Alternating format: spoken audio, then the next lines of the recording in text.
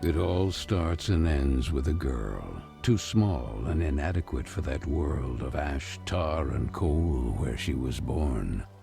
When her mother died suddenly, the little girl, with only the company of a stuffed friend she would soon forget, found herself all alone on an icy bench, waiting for the carriage that would take her to the austere Bunny Hall.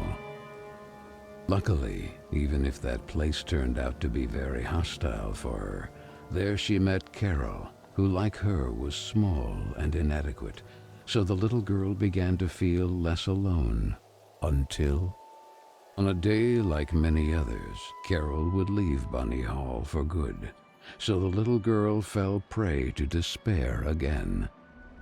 After all, in a world made of ash, tar, and coal, furiously ticking away like a crazed clock, what can a little girl do all by herself?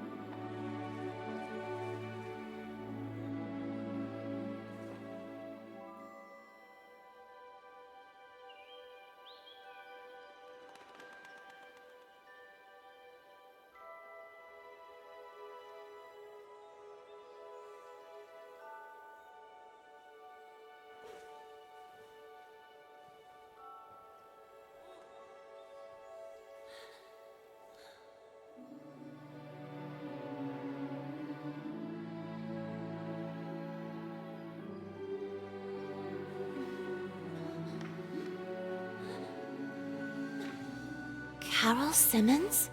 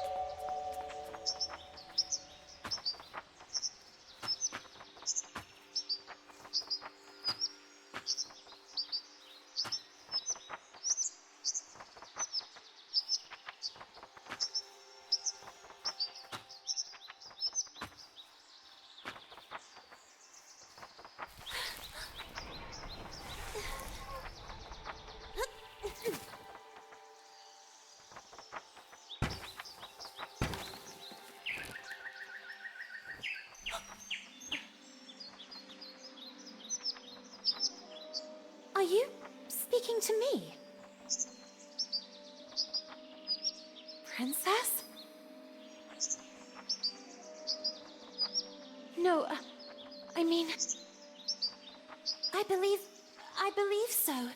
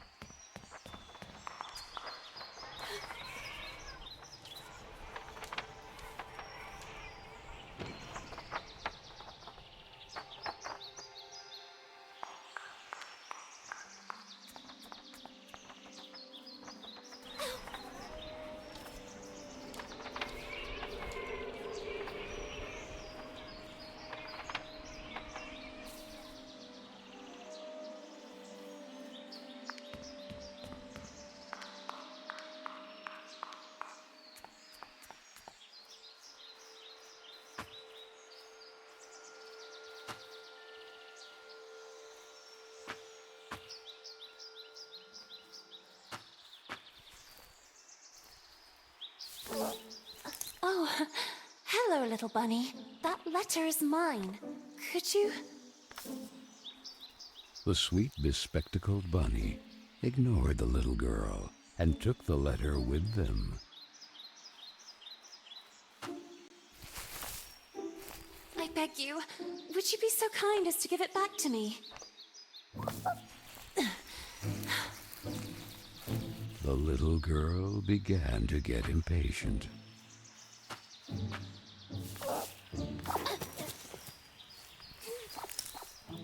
The little girl wouldn't let it win, so determined to recover Carole's letter, she followed the mischievous bunny.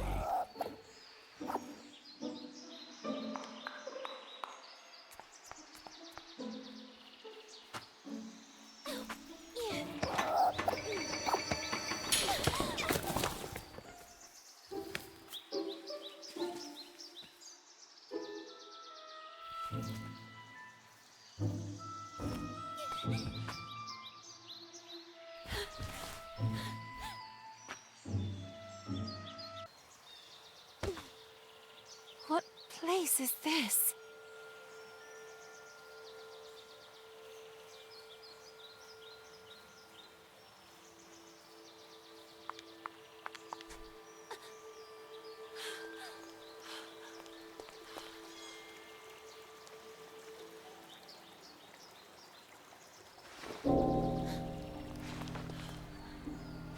That kite, it reminded the little girl so much of her friend Carole. So free and graceful, yet tormented, as if by adverse currents, by the other girls at Bunny Hall. Oh, and who would you be? Have you perhaps seen a bespectacled bunny? Even the owl ignored her question and just stood there, staring at her, with those eyes, red like blood. But the little girl had no time to waste. She had to track down the bunny, and so she began to follow in its tracks.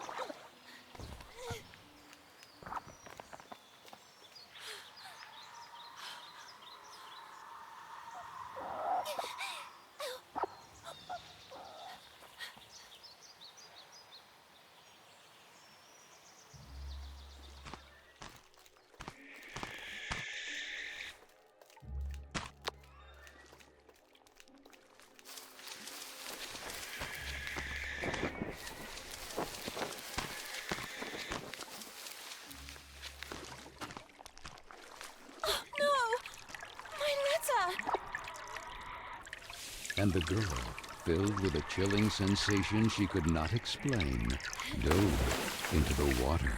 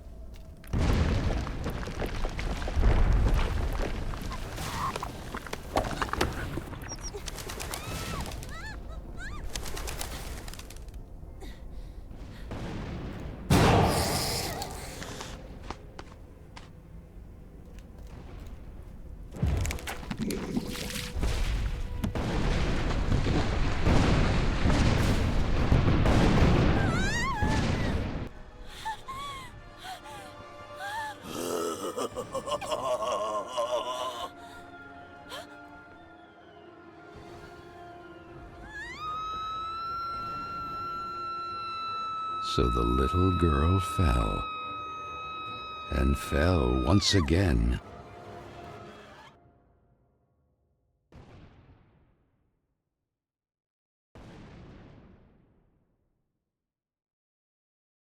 And while the man with the tar hat stood grinning, her thoughts drifted to that mysterious figure in the window of Bunny Hall, who silently stood watching her as she was swallowed up in her abyss. And this is how our story begins. A letter, a roar, then a daring plunge, and a little girl, too small and inadequate for that world of ash, tar, and cold of which she was a part. Miss Benton, I am pleased to note that my voice is so soft that it encourages restful sleep in class. Would you be so kind as to share your wisdom on today's topic with your fellow classmates? There was a man made of tar, an owl, and a bunny with glasses. Such impertinence. Home economics, ladies' etiquette, chapter 9. Be always beautiful, perfumed, and impeccable. All of you young women of today are privileged to witness the deeds of the great men of your era, the grand discoveries, the phenomenon of industrialization, progress. Soon you will be wives and then mothers of great men who will go down in history. And you, Miss Benton, make fun of it. This establishment, too, if events continue to transpire as hoped, will undergo important developments, and you will be the first to benefit from them. Why, ladies? A portion of Bunny Hall was conceded to a corporate collective in order to form a small branch, thereby taking advantage of the area's greatest resource, rabbits. This will not only bring new luster to the estate in this region, but also new jobs. Very good, Miss Vicky Trant. At the very least, Lana has grasped the rabbit matter. In this regard, our dear Frank reminds us that it is strictly forbidden to venture beyond the walls of the park. The disinfestation work will resume tonight after the strong winds of recent weeks. Remember, not to be overwhelmed by the explosions. It's all perfectly normal. The soil is blasted with charges and the rabbits forced out of their burrows. Who did it? Lana! Miss Benton!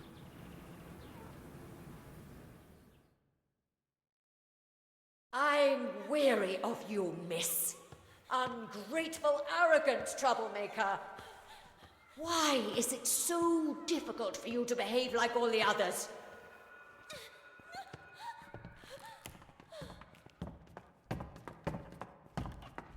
The clock is ticking furiously, and you are a woman now. Therefore, it is high time you learn to behave like one, or accept the consequences of your ridiculous transgressions. You will help Miss Mildred with the chores. When you are done, ring the bell, and you will be allowed to return to your accommodation. But until then, don't even dream of leaving this place. This, for the little girl, was now the norm.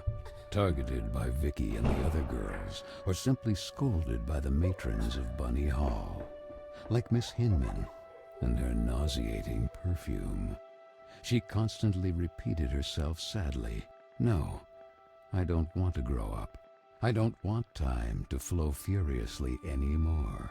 It would have been so nice instead to be able to take it back to when Carole was still there." It would be better to shed some light.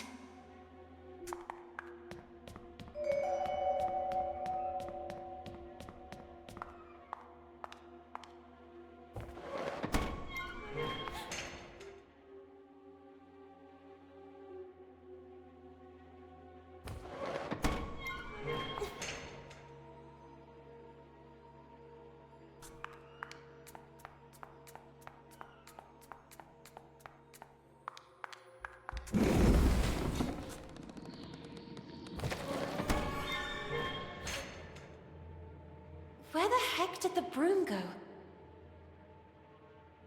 Oh, here it is.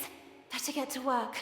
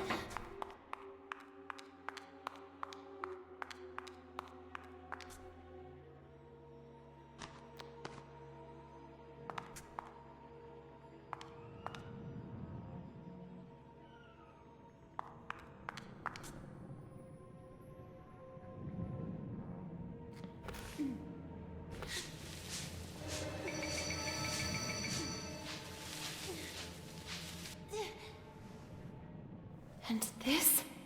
Where did this come from?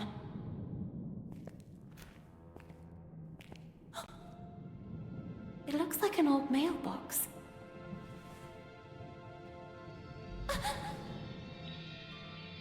Oh, maybe I'm still dreaming. Who is there? So I really am dreaming. What's this?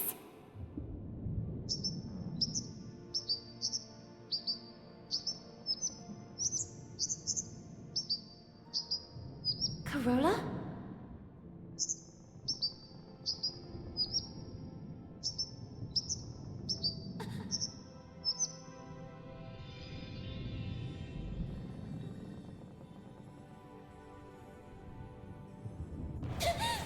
Who are you? Stop!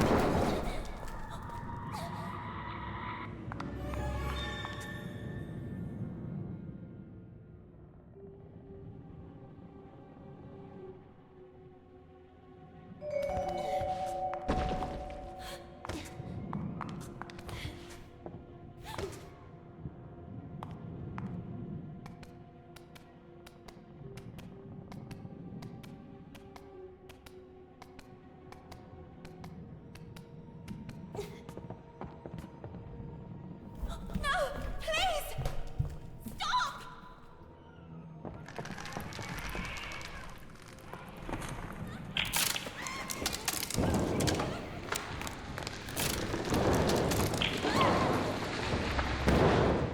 Strange things are happening down here.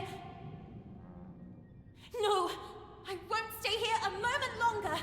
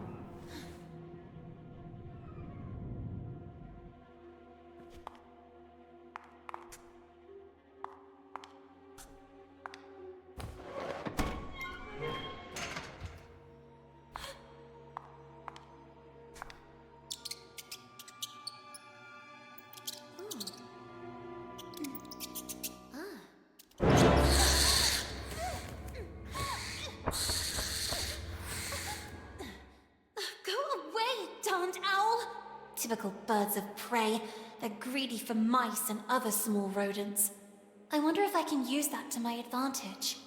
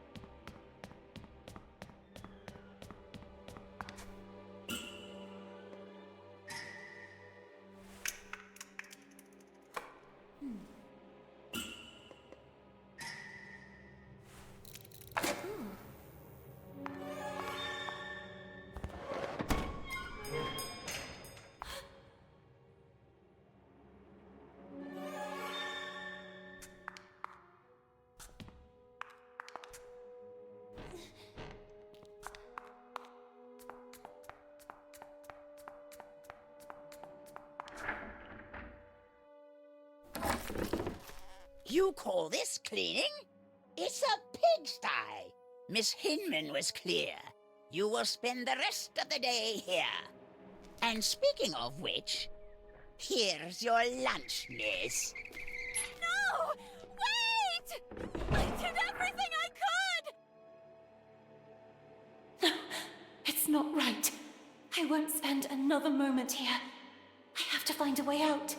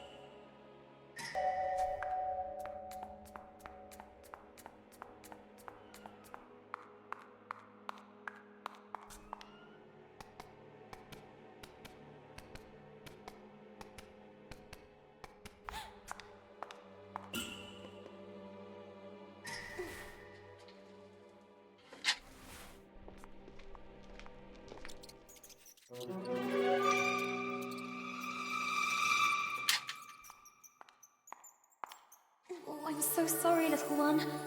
I promise I will let you go. I wonder if I could use it to attract that darn owl.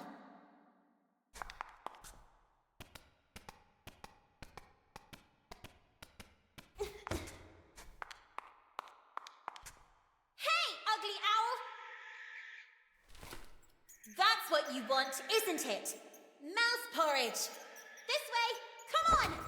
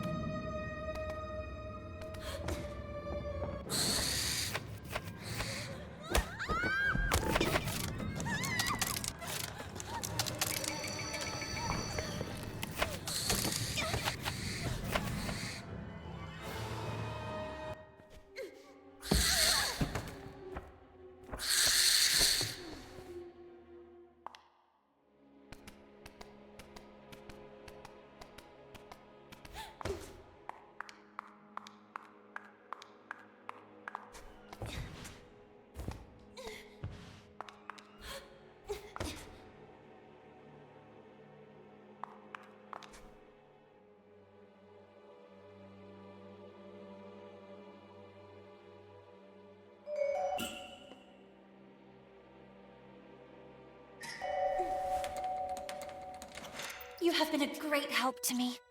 Go. You're free.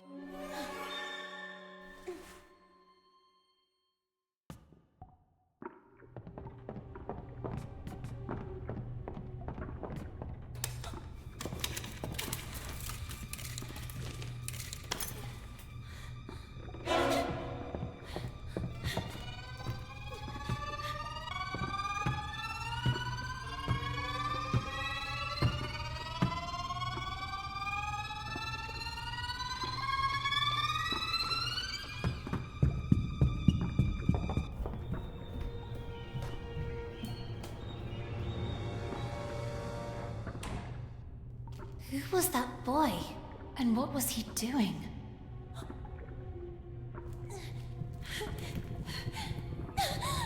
A letter! Carole Simmons. It's from Carole. I can read her name. The flames barely touch it.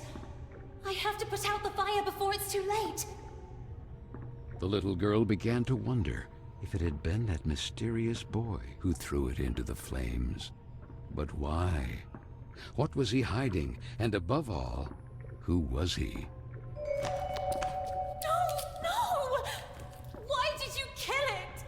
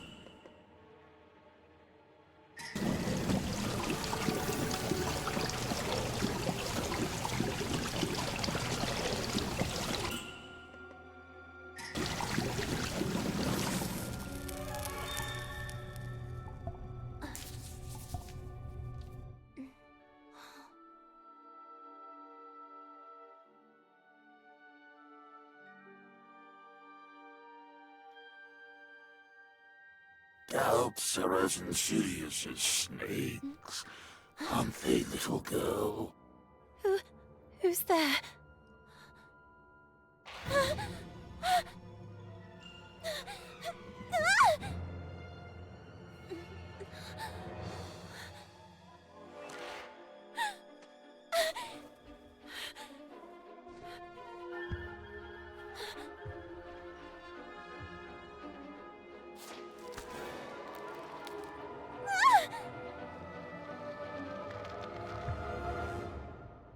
Princess of a rotten kingdom.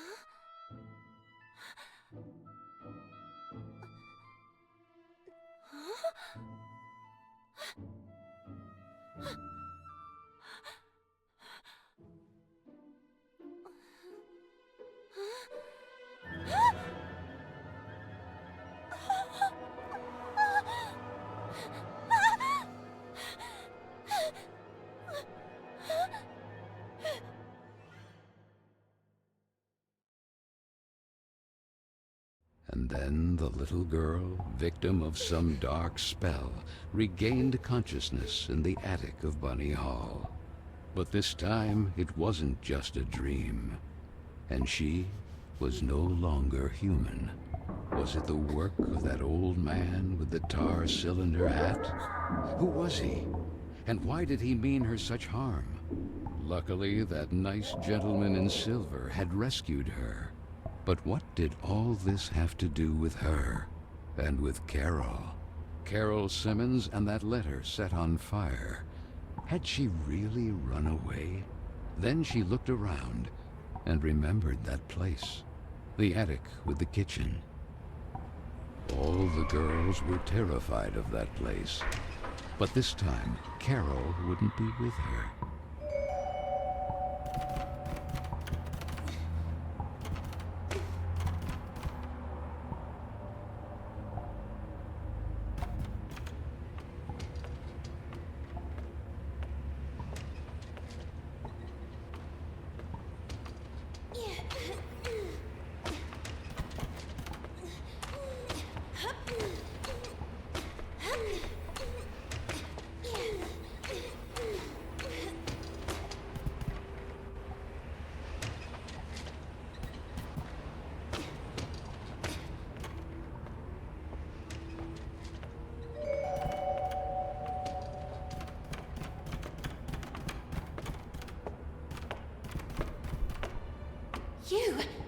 You saved me from that terrifying man earlier. But whatever happened to you? Where has your head gone? Our head, you say? What really worries me is having lost the umbrella. Head and umbrella not accounted for. How can I help you? For some reason I woke up like this. We remember you differently, actually. Did you get a perm? But who are you? Mr. Macy, guarding the kingdom of Corolla. I am... Lana Benton, we know. The Princess of Corolla. Prince Corolla? What's going on here? Without the head, there's little else we can do or tell you. Have you ever seen a headless body having a long conversation?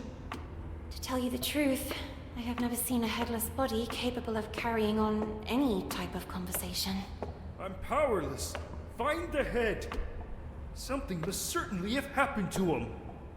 Oh, and don't forget the umbrella. By the way, I believe this is yours.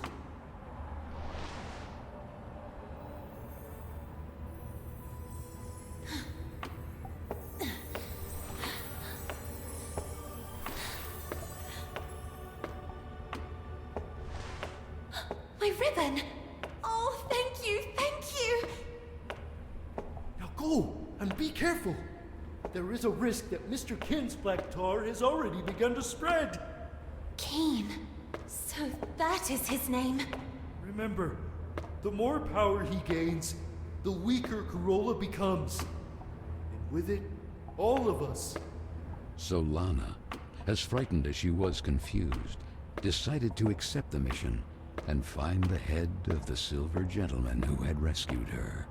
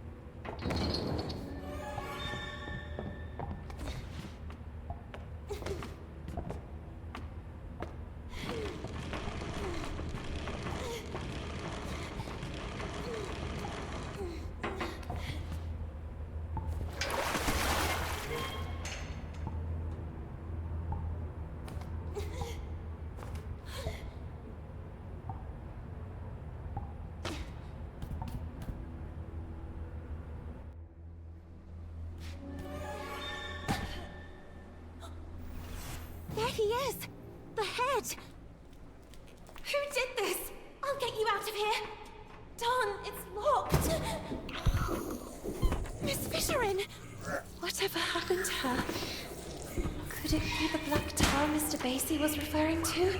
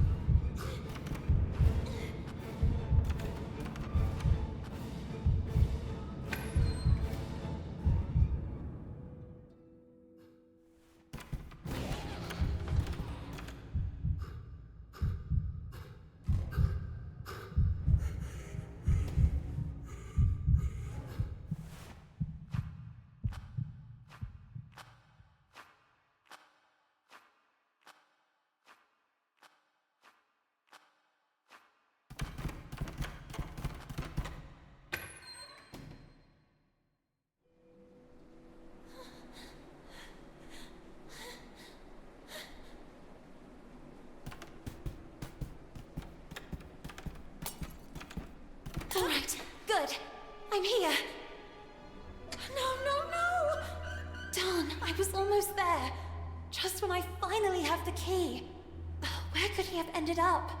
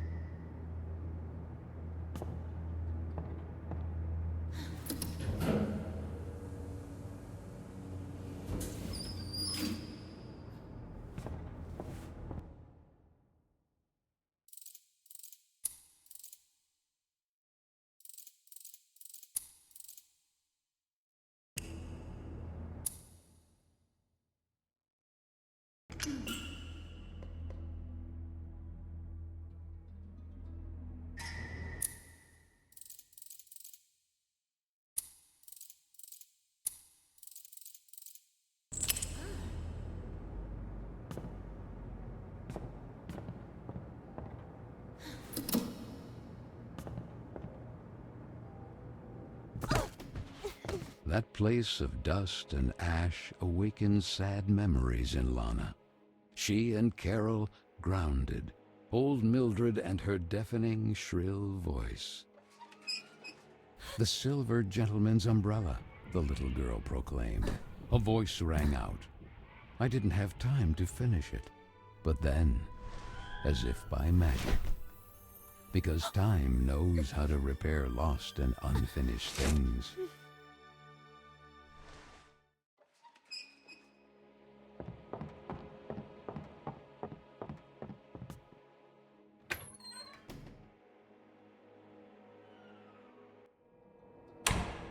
The head!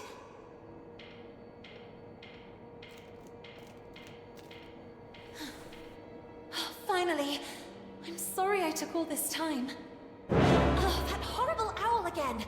Oh, it has the letter! Quick, we have to do something!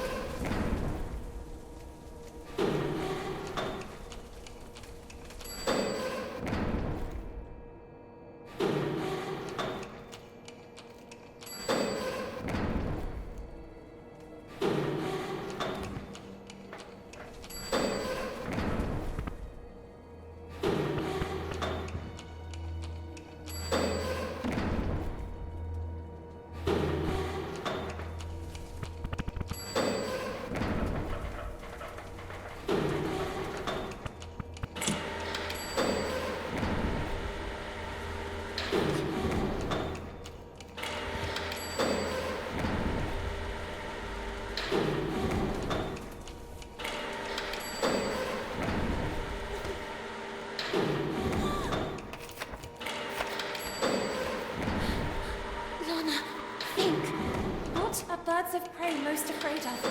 Fire! Who isn't afraid of fire?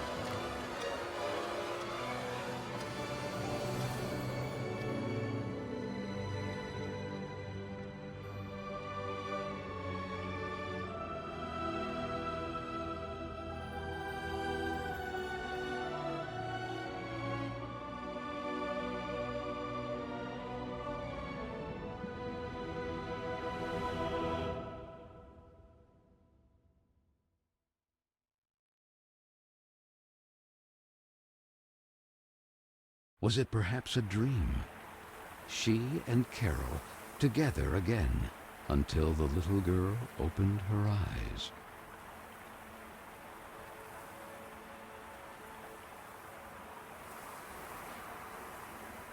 What is this place? She wondered. It was certainly Corolla. Even if the sails aren't hoisted, it doesn't mean the wind isn't already blowing. These words rang in her head. Carole? It's you, isn't it? The sweet bunny did not breathe. She stood there at the bow, contemplating that spectacular view. What happened to you? I need to know. Why did you leave me?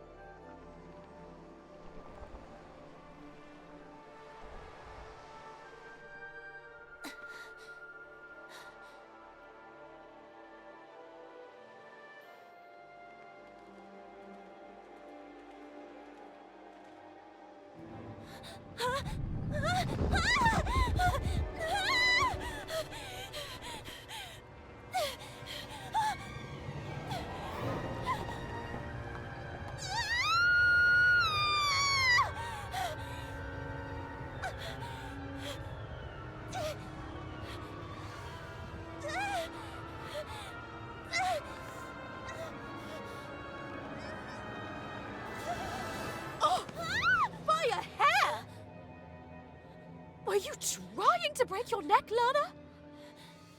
And what if Miss Hinman saw you? Hopping on a roof. What's in your head, girl? Don't tell me you were hiding from Vicky and the other girls again. If I catch them this time... Gah! The loving Josephine, a real angel to the little girl. It can't go on like this, Lana. With you crossing the rooftops trying to escape them? And frankly... Huh? Carole, where did this letter come from? You need to show it to Miss Hinman right now. Sweet French, I decided to leave this place once and for all. Tonight, precisely 5 before midnight. That will be my cue for... The rest is practically unreadable. With love, Carole S. Well, that would only confirm the other girls' suspicions about Miss Carole's potential elopement. But don't you understand, Miss Hinman? If that was the case, what would be the point of burning this letter? It's already been several weeks since Carole left. And then, that mysterious boy...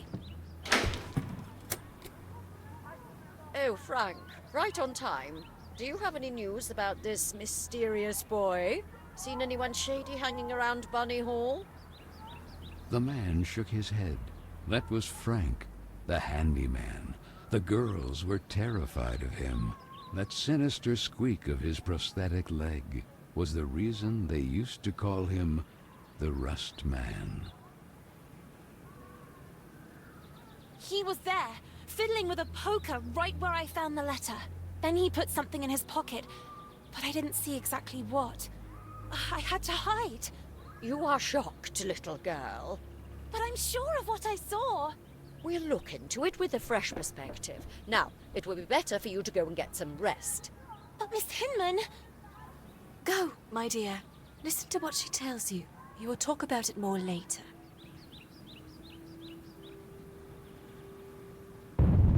A loud roar pierced the rainy night. The little girl, all alone, calmed down by repeating to herself, "It's Frank and his extermination work. I must not be intimidated by the explosions beyond the walls of the estate." That photo, Often the little girl feared she had forgotten her sweet mother's face. Or maybe it was just a part of her that wanted to forget, due to the pain of that sad void left behind, when suddenly, that boy again. Hey, you! Wait!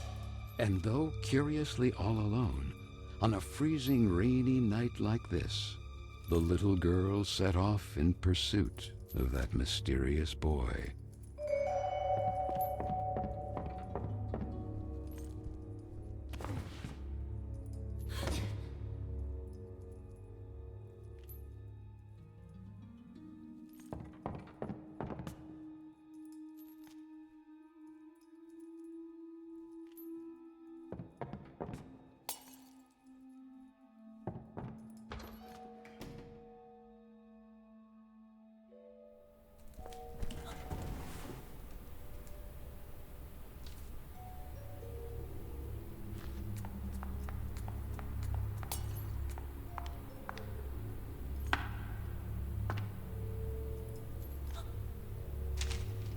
Sweet French, so the letter said. My time seems to be running out, like a sword hanging over my head. And however much I may resist, nothing is going to change. Nor do I receive any support, not even from those I thought I knew. All I have left is you, Marcel, my sweet French, and the idea of London together. Carole S. Marcel? So that's your name. Girls!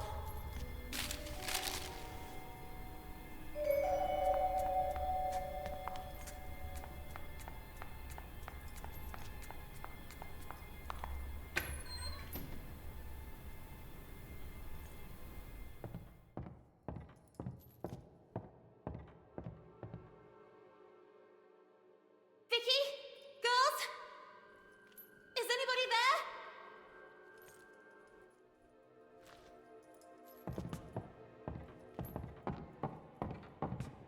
What's going on here? The beds are all empty. Where are the others?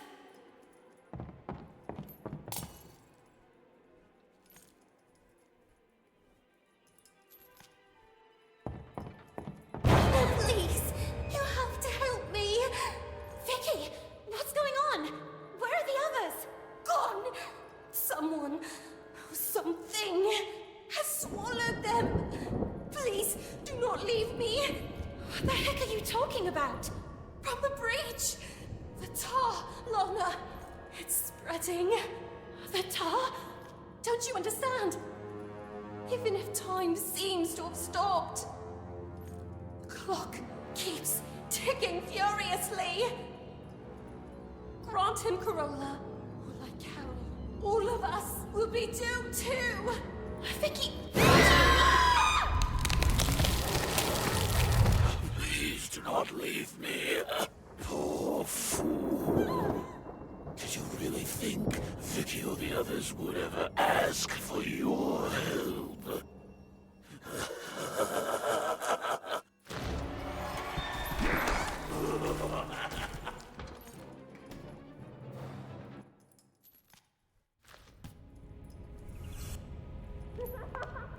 Hey! Is anyone there? Vicky? Marianne? Miss Hinman?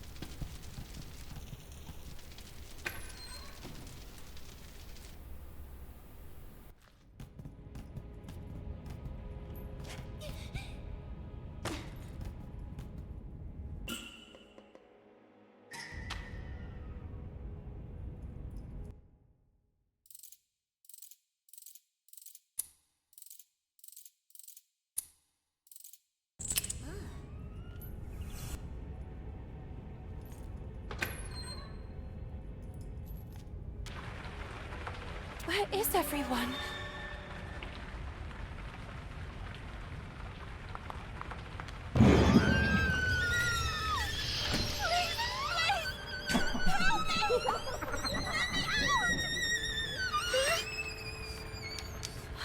Carole? Oh, my friend. You don't run to hug your sweet Carole. Carole, but... What? Are you perhaps afraid of tripping and Getting killed? Oh, poor little girl. The foolish princess of the forgotten kingdom of Corolla. No one understands you. No one who really listens to you. Just there to point out that you are weird, wrong, different. And now that Carole is gone too, all alone. Oh, it breaks my heart. Who are you?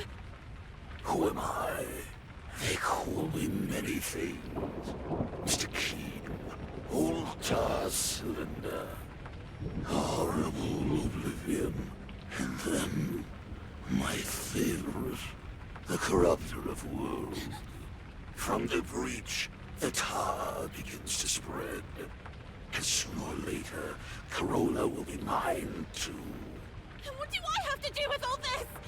It was you who evoked me. You make time stand still. Me?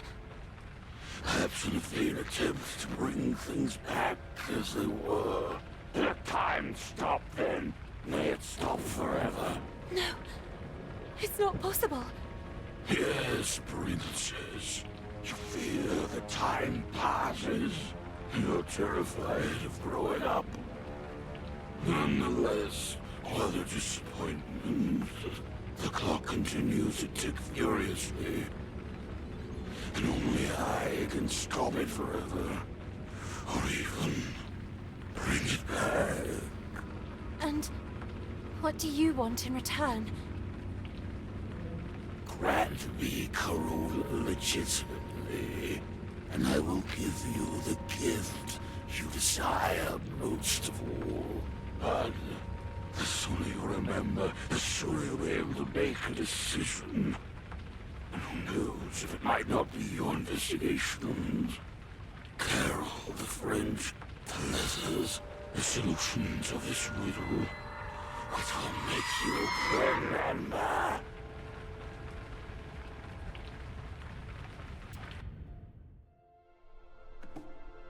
Good morning. You don't plan to stay in bed all day, do you?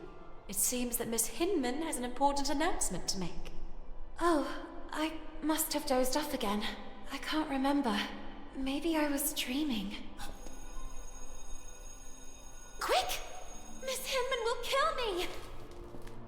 Oh, and thank you. Thank you so much.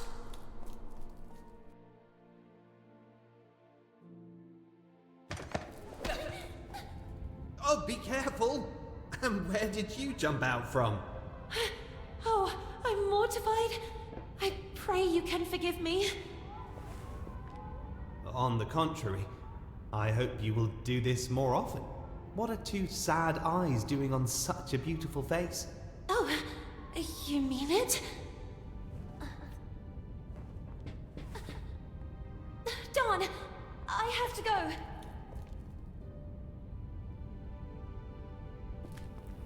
Sorry for the delay, Miss Hinman. It's about time.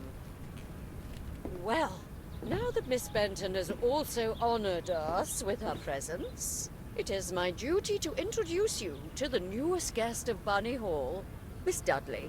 Please. Good morning, everyone. My name is Amanda. I come from a place not too far from here. Yes, from the pigsty. Oink oink! Oink, oink. Knock up, Miss Dudley. You can go to your seat. Manifesto for women's emancipation? No, please! That's mine! I beg you! It's because of rubbish like this that the world is falling apart. Women playing at being men.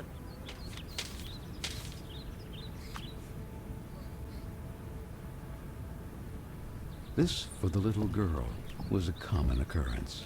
Then, recognizing her same sadness in the face of the new arrival, she had nothing left to do but huddle helplessly on the cold bench and let herself slip away from that gray world in which she was born.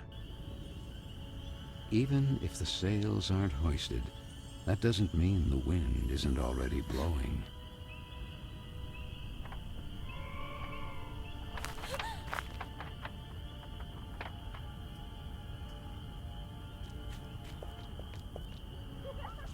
What do you think happened to her?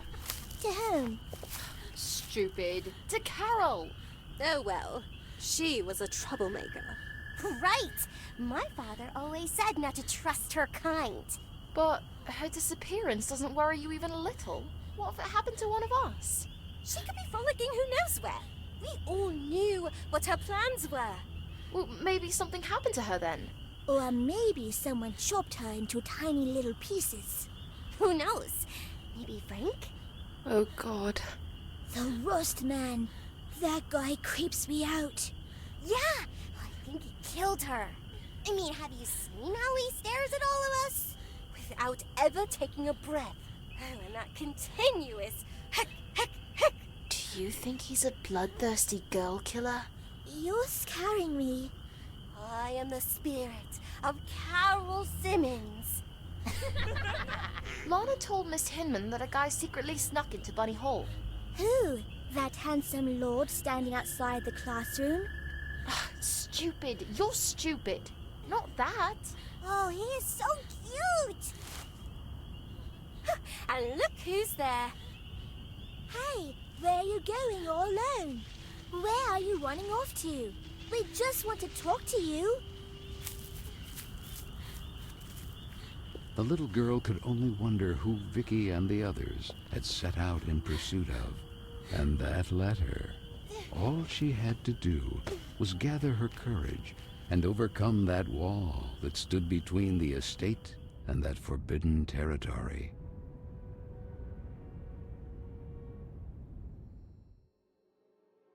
The Bunny Hall Park. It had been so long since they were last allowed to cross those walls because of the restructuring for the collective and the disinfestation work. The little girl struggled to recognize it.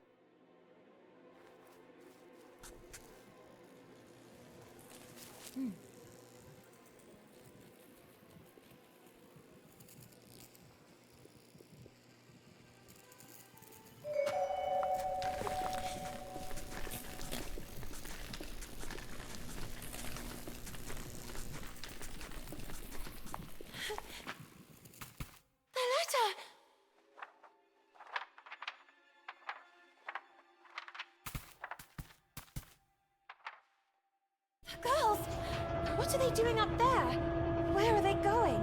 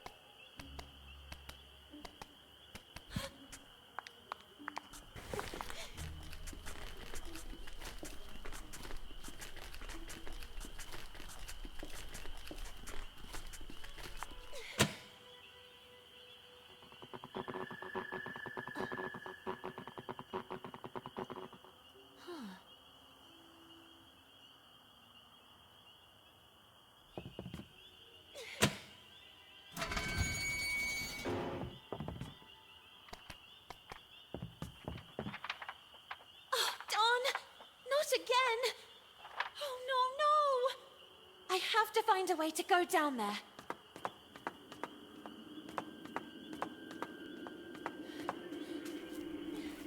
Easy, easy! Darn you lot! Easy, easy! You're creasing my suit! Oh, my head is spinning. Could it be dizziness? I believe this is yours. Woo-hoo-hoo! All in one piece once more. You can say it loudly! I feel so hasta la vista, baby. Yet always ready for some fine English tea. At your service, princess. Please explain to me, what is going on here?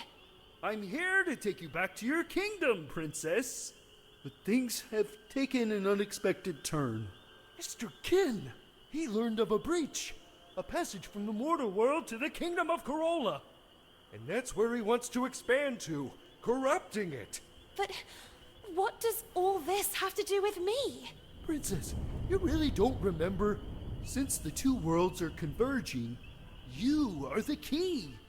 The only salvation for Corolla, the pristine kingdom beyond the clouds. And I am your humble servant. But that's not possible. I'm just an ordinary girl. An ordinary one-of-a-kind girl. No, I'm just looking for a friend. Carole. I have to find her. I have the feeling that things didn't go the way everyone believes. The solution to the riddle. Keen mentioned some letters. I was just chasing one, but the wind. And it ended up down there. Then all this can only be connected to the breach. Oh, well, it seems we have a common goal. Recover the letters, close the breach, save Corolla. And find Carole.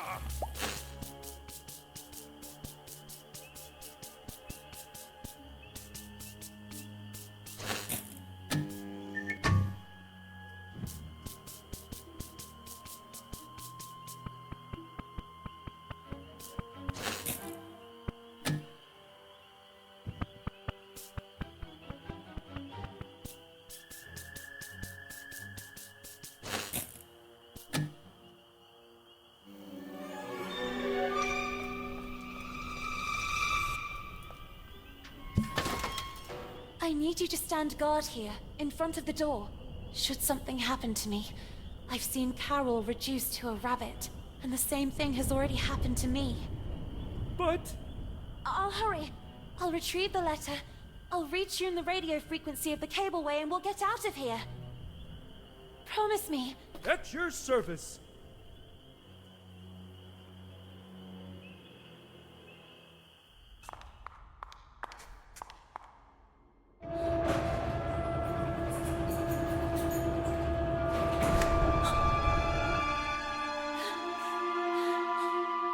Hey! Everything fine down there? Princess?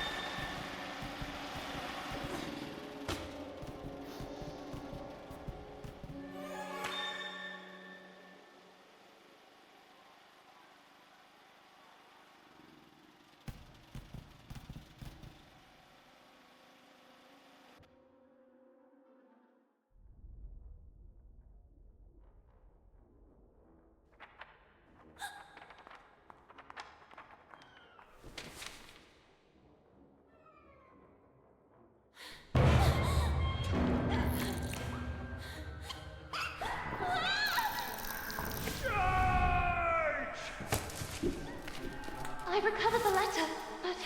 Don! What's happening to them? They are usually quite tame. Never underestimate the power of a colony. This is their territory. They've already been forced out of their lairs. And Kin is taking advantage of that to turn them against us. So how do we get out of this? Don't you know how to fly? The more power Kin gains, the weaker I get. Then you could lower yourself with a bucket. Look! The crate goes there! Who knows? Maybe it will help open the safety lock. You take care of finding the crank while I deal with them.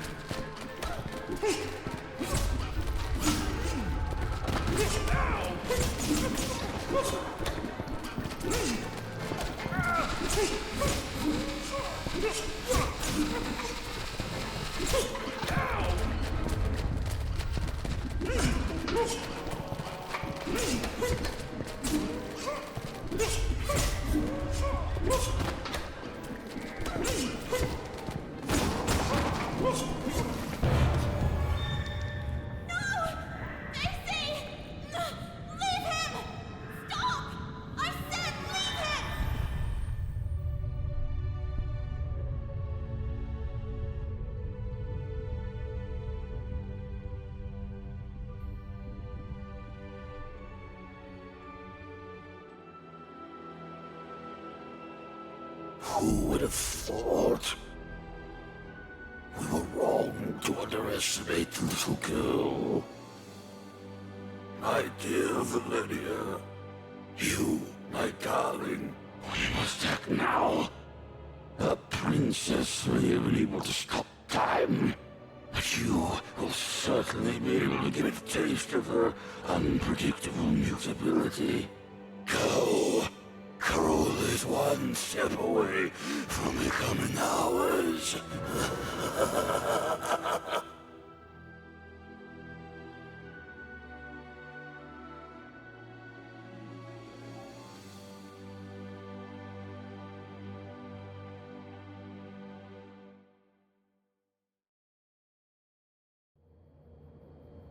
What happened?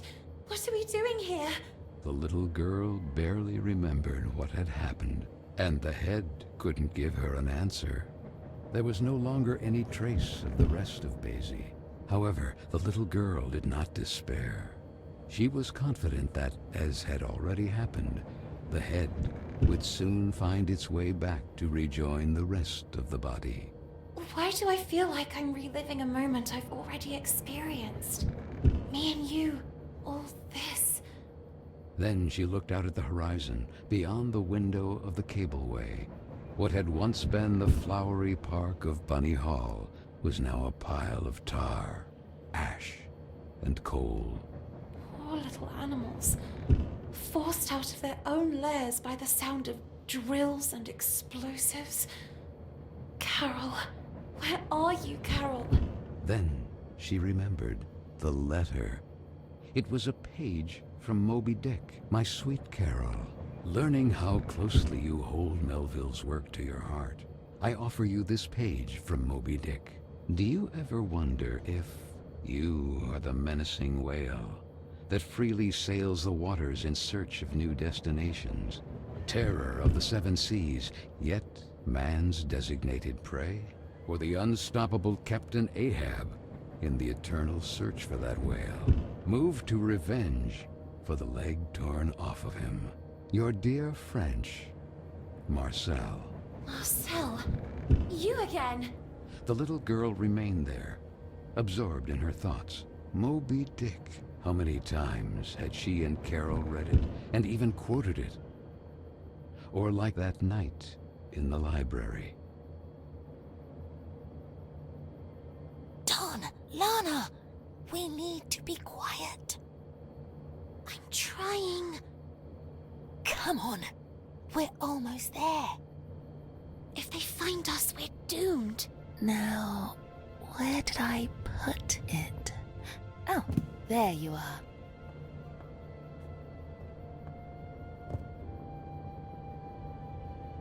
Moby Dick? Again? Aren't you tired of reading that yet?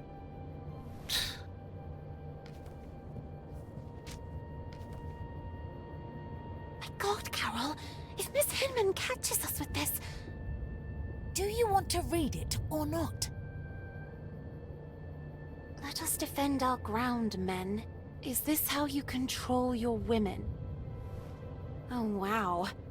Should we celebrate? Why are you so impatient? Oh, do you really not see? See what? The umpteenth group of rowdy ladies in handcuffs, and the press inviting men to lock us in the house?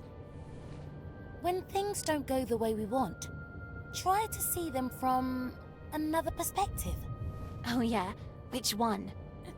Do you You really think all pirates wore eye patches to cover what they didn't want to show? A bad eye, for example, or to better discern what they really wanted to see? Where did you hear that one? Okay, I made it up. But it doesn't make any difference anyway. Take Ahab, for example. But Ahab was missing a leg, not an eye, and he wasn't even a pirate. The point is... Ugh! Do what I'm doing. Put a hand on your face. Carole... Lana.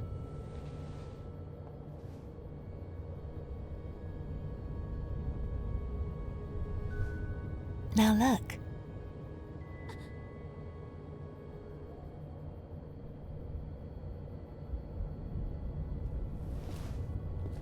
Let your voice be heard, girls! Things are going to change, Lana. Sooner or later, but they will change. What's the saying? Right. The winds of change are inevitable. Even if the sails aren't hoisted, that doesn't mean the wind isn't already blowing. What? No, nothing. Who knows where I heard it? Free, Lana. Free to be able to choose who to become, where to go, who to love. And maybe one day, women will also get into politics. Can you imagine a female prime minister? Or a black one? Can you imagine it, Lana?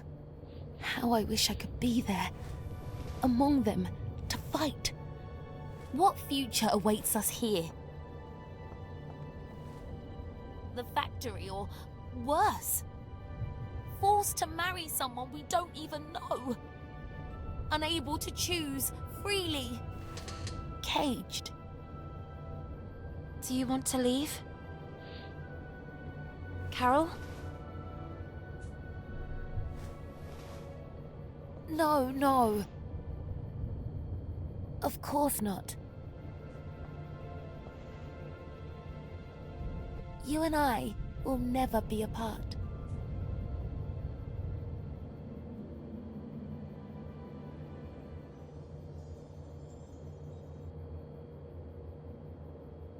Macy? Head?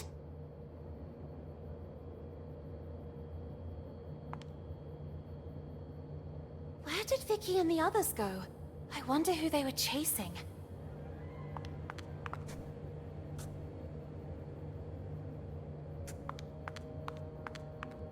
Stop! Where are you running off? The new girl? Amanda?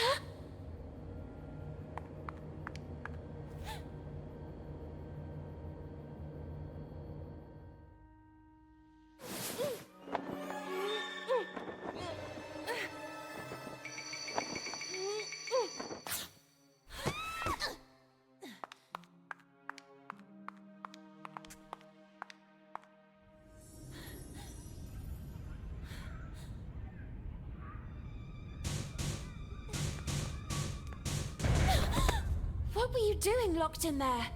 It was the girls, wasn't it? Emmeline Pankhurst, suffragette movement activist. It's my stuff! Oh, look at that! What a couple! The rabbit and the pig. What's the matter, pig? You really didn't like your new house? Oh, was it too tight for you?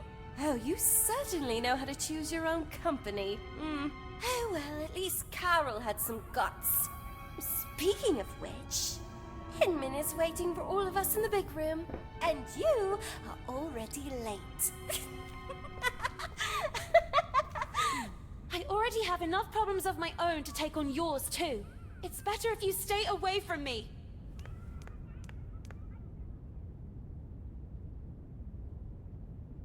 Thus, a new era is upon us, girls. Quick, Lana! Progress. And you, young women, are all privileged, bearing witness to the work of the great men of our times, like those at the head of this magnificent project. The concession of Bunny Hall to a corporate collective has begun to bear fruit. And as if that weren't enough, here is a gift from the same virtuous men who are part of it. Please, Frank.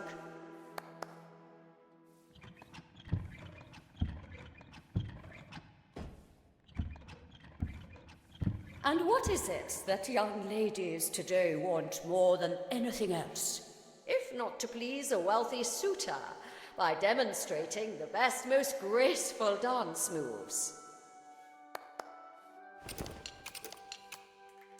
And so it is with great honor that I invite you to welcome today's special guest, one of the main benefactors of Bunny Hall, Lord DeWitt. DeWitt. That was the name of the charming gentleman into whose arms the little girl had stumbled. At his nod, the girl blushed. Honored by your welcome. Time marches on, really, and today you are all becoming young women. It is in this regard that I have an exciting information to convey.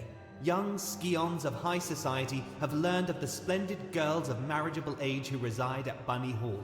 And this evening here, in this place, there will be a ball attended by nobles and royalty from all over the region.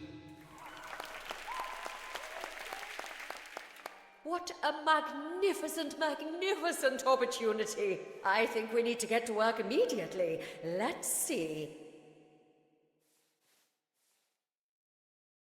Miss Benton, please get in position. Me? Don't make me lose my temper, young lady. You will be the first to practice with the ingenious gift given to us by Mr. DeWitt and the other gentlemen. I expect that by this evening you will have already become an expert dancer. Quick!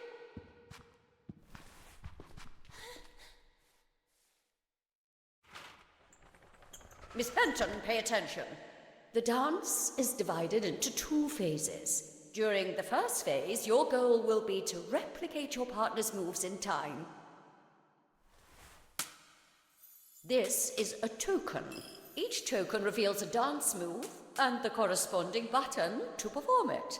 There are 4 moves in all. This is the action area defined by 2 markers. These limit the maximum execution time for each move. When a token lands inside, the move and corresponding button will be revealed. If the move is correctly executed at the exact moment token lands in the center of the action area, you will get the maximum guaranteed score. Perfect timing is important, miss. Performing a move correctly but too early or late will award fewer points. Mind yourself, performing a different action from the one suggested by the token, or performing the correct one significantly late, will give you a penalty in the final score. Perform all the actions correctly in a timely fashion to get a high score, and therefore be able to move on to the second phase. Let's see what you can do, Miss Benton. Take your places. Let the dance begin.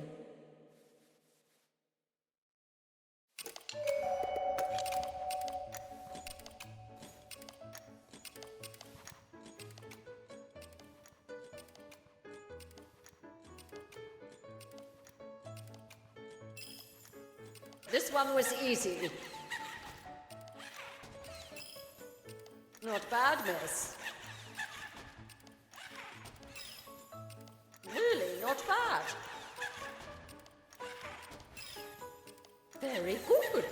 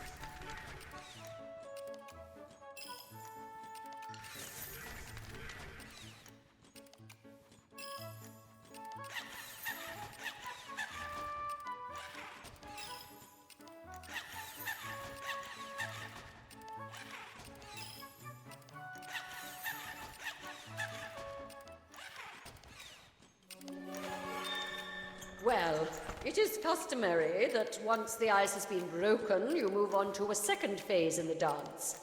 The man will perform a virile dance solo. Be sure to memorize the moves and replicate them with grace. 2 new actions are added to the step: the saute, the pirouette to the left and to the right. The reveille. And the twirl. Take your places. Go.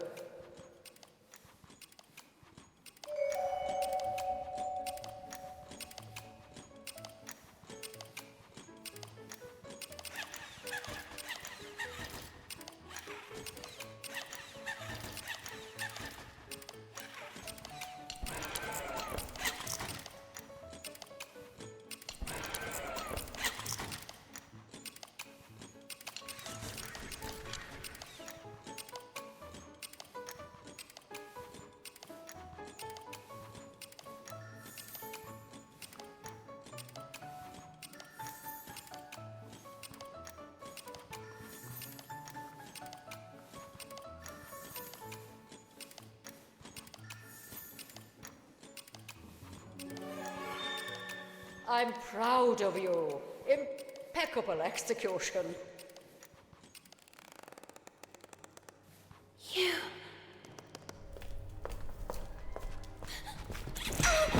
I'm sorry, I'm really sorry. Miss Benton! Come back immediately! Miss Hinman. Miss? I beg you, aren't you being a little too harsh on her? It's clear she doesn't exactly correspond to your ideal of a young woman. However, there is potential in that girl, and it's up to you as her tutor to know how to guide her. Where did she go? The tender child asked herself. So, armed with courage, she ran towards that curious girl.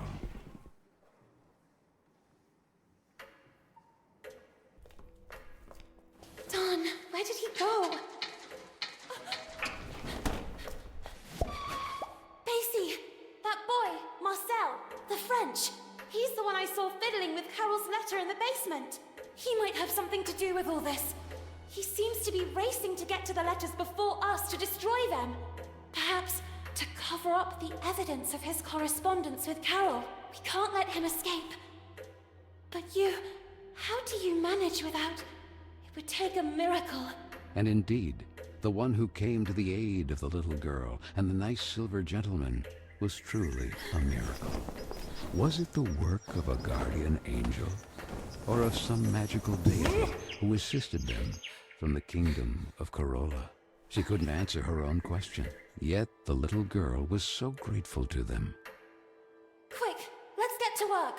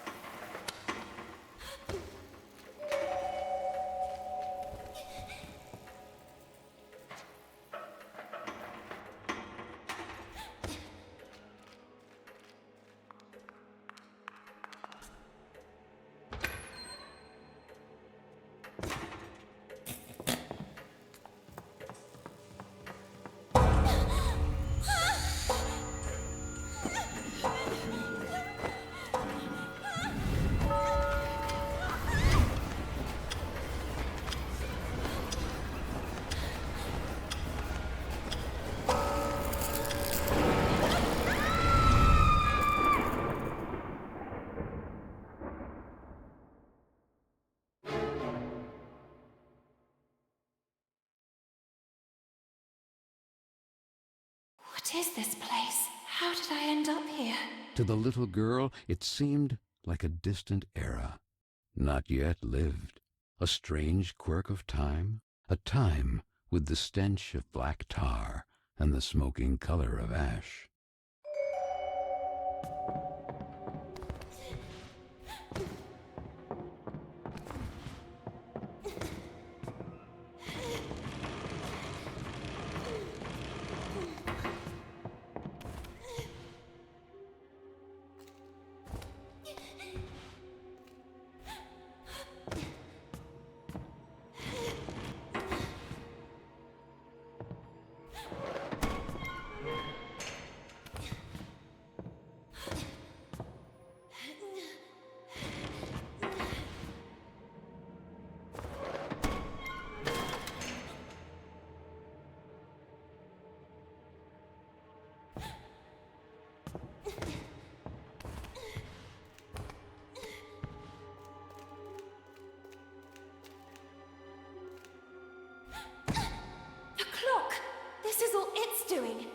It's as if it sent me to a distant era.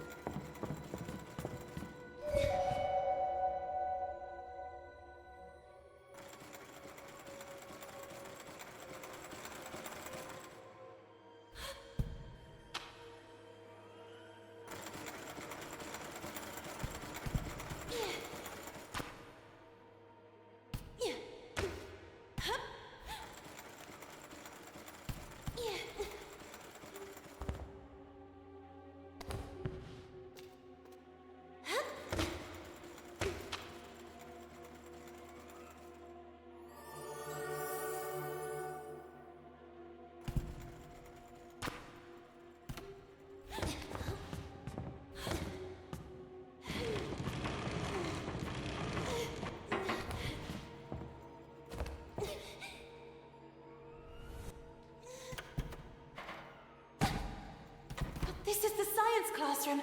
I'm sure of it. Whatever happened to this place?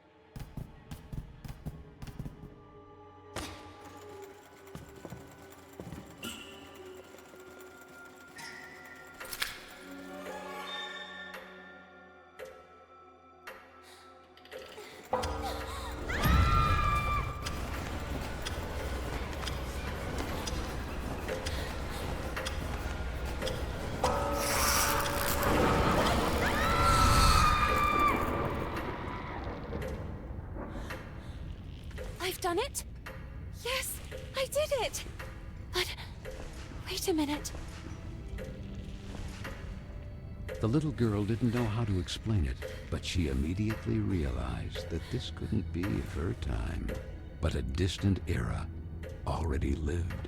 A strange quirk of time. The place had yellowed breath, like inked paper, and the dark color of virgin leather.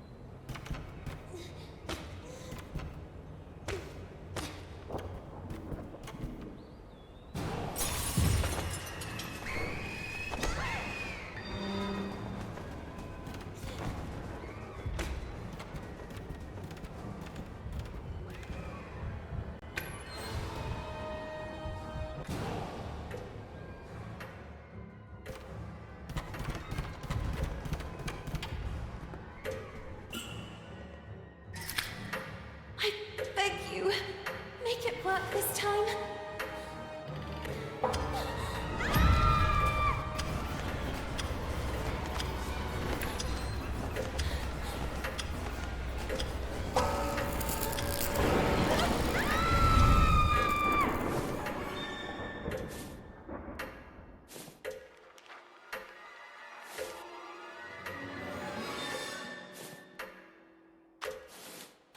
Miss Fisheran's test. She wasn't lying. It really had been hidden from her. And so the little girl learned that, like her, Miss Fisherin had once been young too, and who, just like her, had suffered the abuse of mocking peers. Quick, the ladder!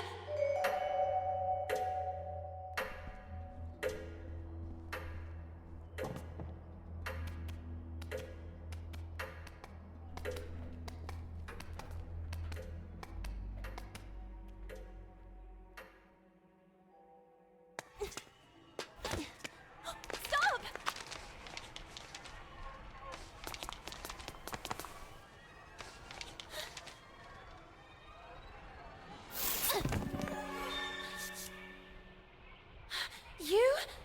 What are you doing here? Little girl, you really like playing with time, don't you? All I see is two useless, weak rodents with their tails between their legs. No, please!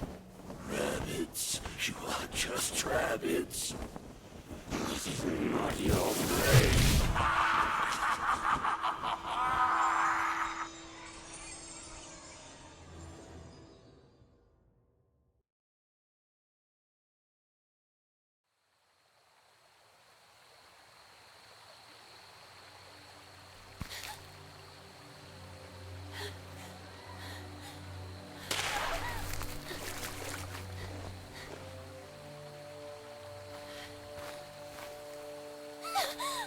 Back off! Stay away from me! Don't come any closer! Amanda? Is that you? And who the heck are you? Lana? What happened to you? Why are you... Why do you have... Where's your... We are small and covered in soft fur. What is this witchcraft? And where's my book? Darn! My book! I had it with me! What have you done to me? Hey, it's not my fault. That old man was after you! I was there just by chance! I told you to stay away from me. And what do I do now? I want to be myself again! Oh, darn, Amanda. Don't you have a ribbon with you or something like that? Does this seem like the right time to discuss hairstyles? Will you shut up and listen to me for a second? No, no, and no! I won't let you silence me too. You dragged me into all this, and now you're going to get me out of it. It's happened to me before. Actually, it's happening to the others too. I think you need... I don't know what to call it. A pin, a kick. Something to remind you of who you were. That allows you to become human again. In my case, it's a ribbon. What the heck are you talking about? Okay, well, give me a demonstration. Who knows? It might give me an idea. I can't. Mine just got destroyed. Of course it did. It's obvious. I had no doubt. Look, I'm going back to Bunny Hall. You decide for yourself. I'll talk to Miss Hinman about it and... Or maybe I'll stay here. Nice and behaved. Do you really think Hinman would believe you? As busy as she is with tonight's dance, more than ever. Then maybe it's better this way. I don't want to go back to Bunny Hall. I don't want to go anywhere. I'm tired of Vicky and the others. But the world is full of Vickies. Maybe this is my place. Maybe it has always been.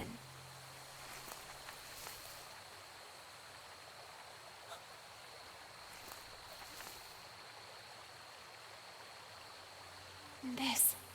Where did you find it? I grabbed her by the hair. I realized it was important. I remember that day. Miss Hinman organized a reading workshop. Guests from outside even came. Carole chose a passage from Moby Dick. But don't you understand? It all started when Carole disappeared. And now, who would this Carole be?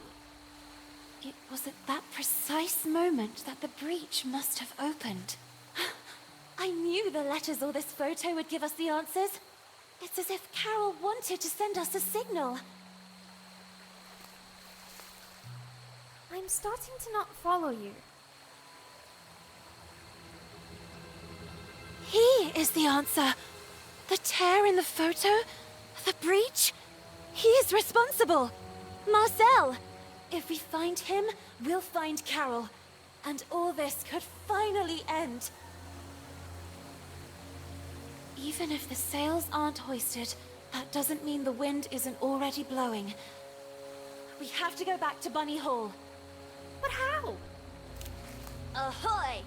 Real pirates never give up. Huh?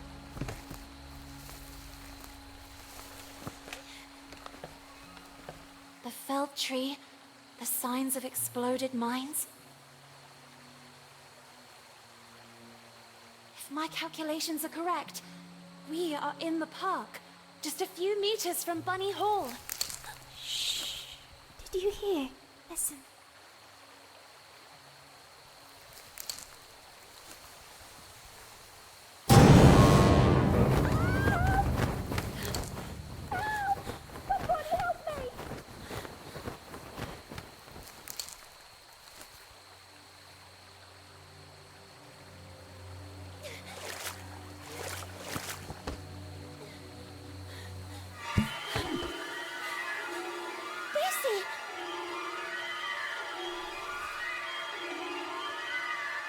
Where did you end up?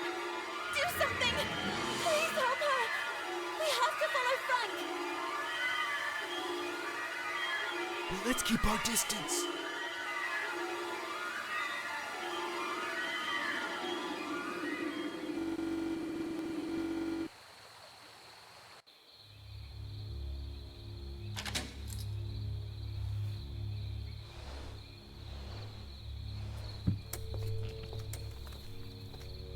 He's heading to his shack. What are his intentions?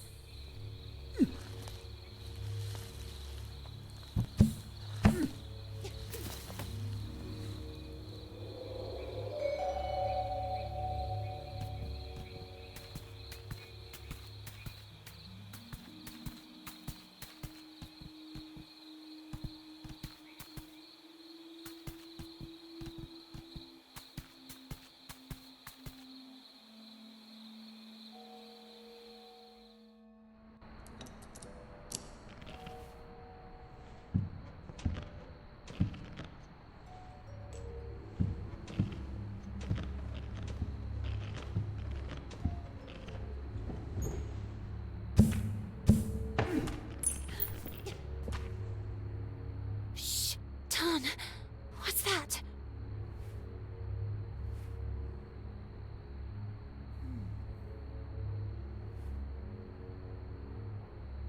The little girl, intrigued, began to observe the object more closely. It looks like the bottom of a glass. Quick, let's get moving. Let's find Amanda and leave this place.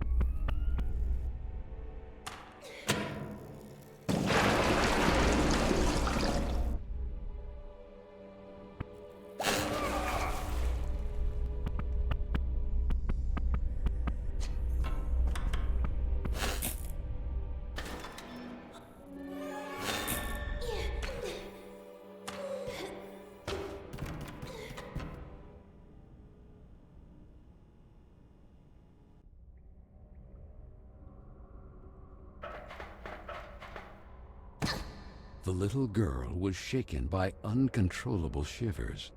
What was that place?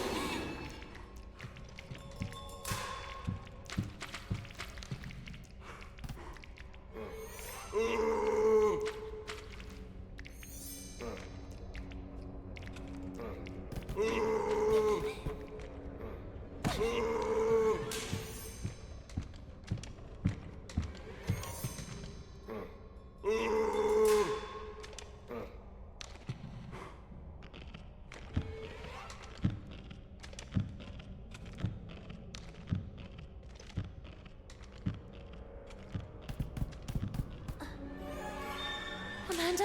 Hey, it's me. Quick, I'll get you out of here. No! Amanda! No, you too! The little girl collapsed at the sight of her sweet friend, now corrupted by tar. Kin was gaining great power, relentlessly widening the breach to Corolla.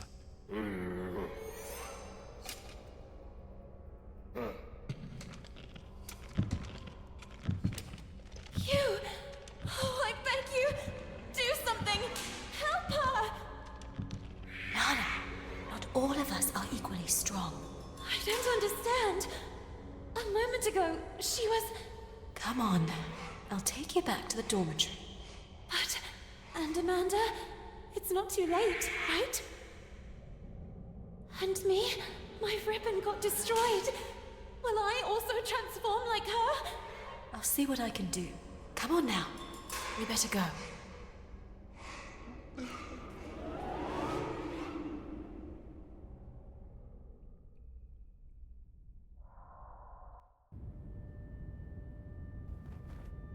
Everything is back to normal.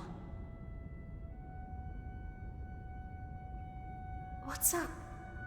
Hang in there. Carole has disappeared. Perhaps kidnapped by that... Marcel. If she's even still alive. And now Amanda. Soon Corolla will be doomed. And it's all my fault. Listen, we all carry out actions that have repercussions. It's true. But we cannot eternally cling to the past, trying in vain to change it. However, you can always make amends for the future. And that will be the day you really know who you are. And it won't be a place or a person you loved that will remind you. Not a ribbon, not even a photo you jealously guard. Your own actions will define you, and you will be able to accept that time passes, that things change, and know how to let go. Know how to let go. Had she ever really been able to do that?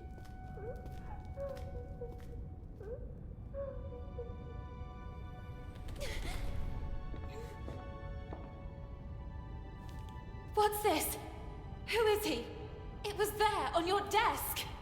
You lied to me. You and I will never leave each other. Listen. No! Would you really have left me here and run away with some random pen pal? I was thinking about when would be the most appropriate time to talk to you about it. Oh, yes? And when were you planning to do it? Let me finish. They have already arranged my transfer. They will send me to some house, who knows where, as a lady in waiting. So I said to myself, before it's too late, take your things and run. Leaving everything behind? I had no alternative. Not today, not yet, not in this time. To them, we are just things. And I should just let you go. Even if I stayed, I would still be taken away. Did you really think we would stay here forever, spending afternoons in the park, or what's left of it? Flying a kite, or reading Moby Dick again? We are not kids anymore, Lana.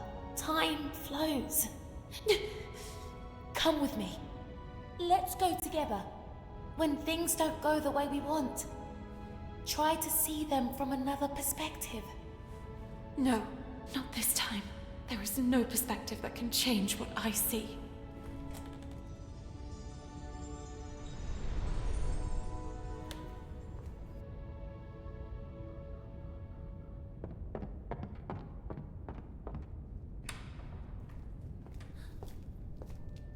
Miss Benton, this is for tonight's ball.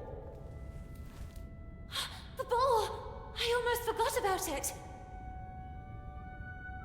I was sure that you wouldn't go. However, someone insisted that you be there too. We never got along, and I'm very sorry about that. I hope, however, that this time you will prove me wrong by accepting the invitation and demonstrating that you are a real woman.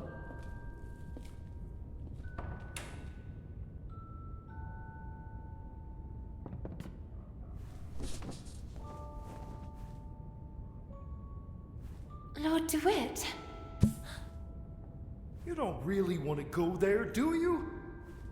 Maybe Hinman is right.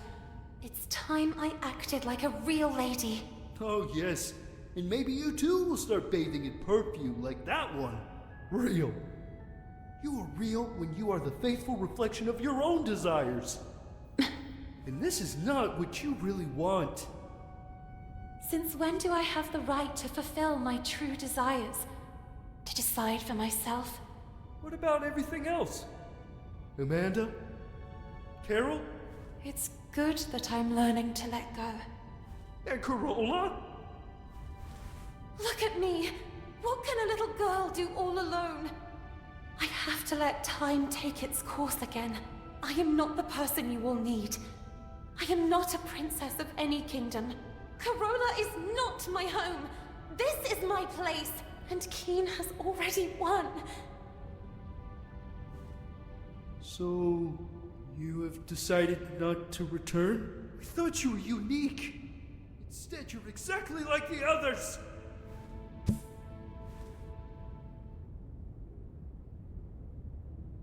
The big event. Noblemen and scions of the local aristocracy had flocked to Bunny Hall in great celebration, eager to meet the young women who lived there. The little girl, not so little anymore after all, couldn't distinguish them.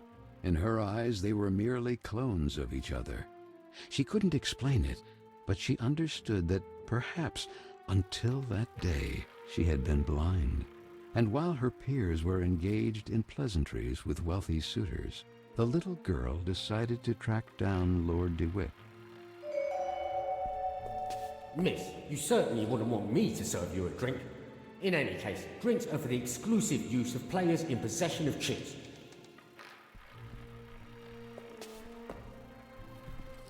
What a pretty damsel. Nice evening, isn't it? Would you allow me this dance? Me? Sorry, I have to pass. Come on, don't be shy. No, it's just... I'm looking for my knight. Don't concern yourself too much, miss. Your knight can only be in the VIP lounge or gambling his title at the gaming table. So he certainly wouldn't be upset if I steal you just long enough for a dance. Let's do this way. If you prove to me that you're up to it, I'll let you pass. Otherwise, you will owe me another dance. Okay. Shall we? Let's get the dance rolling.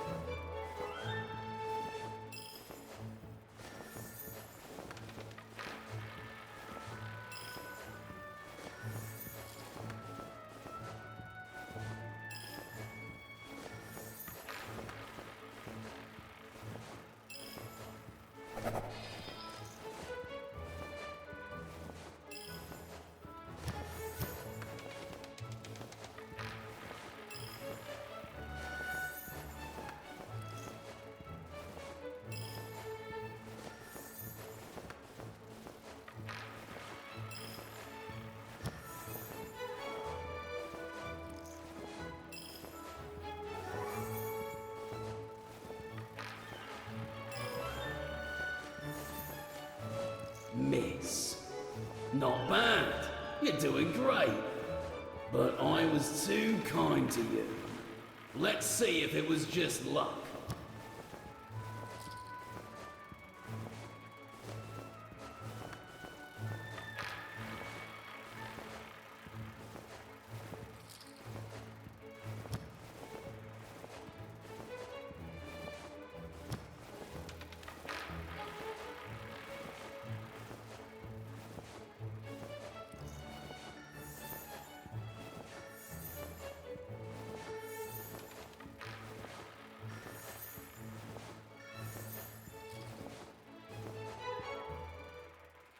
Miss, you have made me a very lucky man tonight.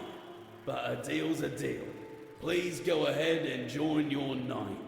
Don't hesitate to stop by and say hello from time to time. Feel free to ask me anything you need. Anything.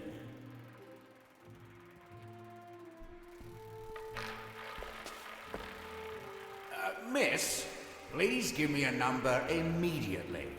Who knows? You might bring good luck. 6 black. Les jours sont faits. Rien ne va plus.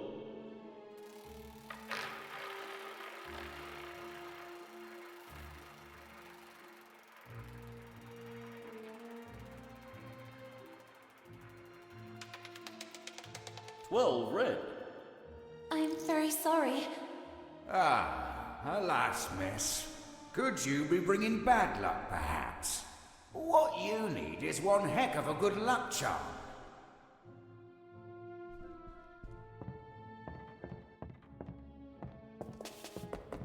Sir?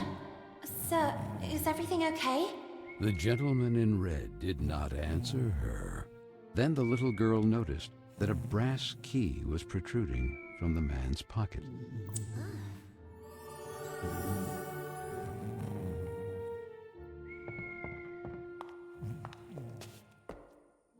Go away! Marianne? Marianne, is that you? I already told you to leave. What are you doing locked in there? What happened? Lana, just leave me alone. It's none of your business. But you're crying.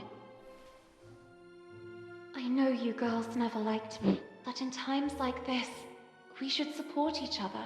Even after everything we've done to you? We don't have to be friends. For now, you can just let off steam. Then you can start calling me a rabbit or a weirdo again. Actually, it's not true that I never liked you. It's just that the others don't like you. And when you're part of a group, the others expect you to act in unison. But I don't know if I'm like that. If I feel like them. I would like to make a difference. Yet I fear being marginalized. Like tonight. That slimy scoundrel. I hope he's still out there rotting. What happened? From a ridiculous briefcase, he took out a toy mouse. I think he wanted to take advantage of the opportunity to look under my skirt.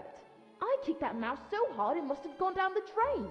And then, to get him away from me, I gave him Hinman's tranquilizers. I know that not all men are the same. There are some good ones too, but then why do they expect all of us to be the same? In any case, here, in case they ever come in handy, I'll stay here a little longer. Thank you. Oh, and Lana? Yes? You're not weird at all.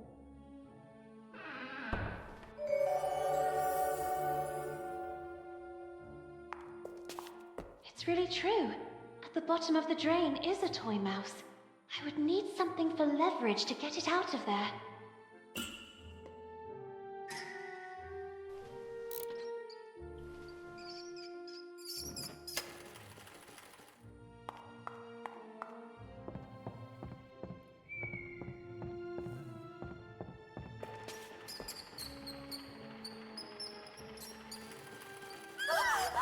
A mouse!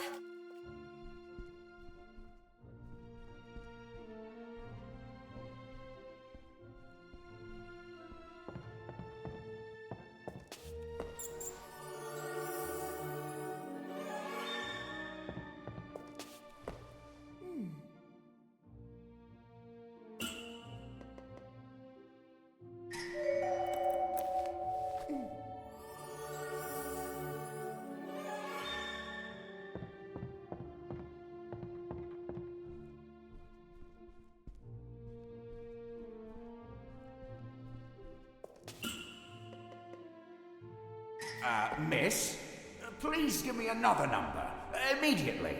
I feel like it's the right time. 5 red. Les jours sont faits. Rien ne va plus.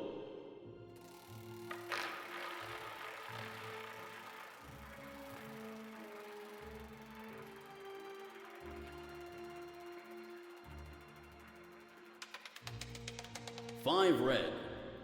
Yes, miss. You are one lucky girl. Please take them. You deserve them.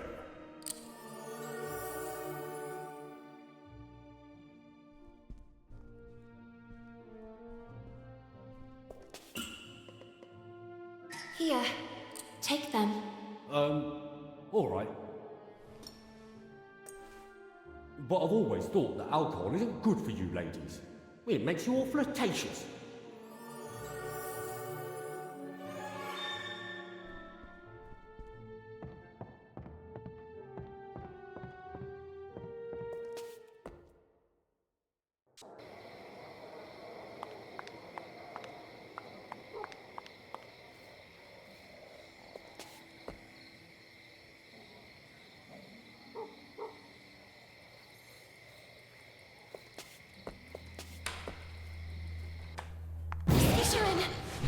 You must excuse me.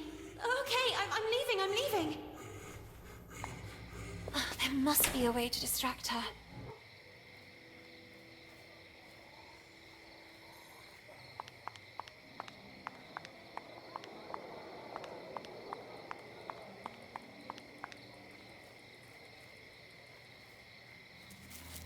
Miss, where do you think you're going?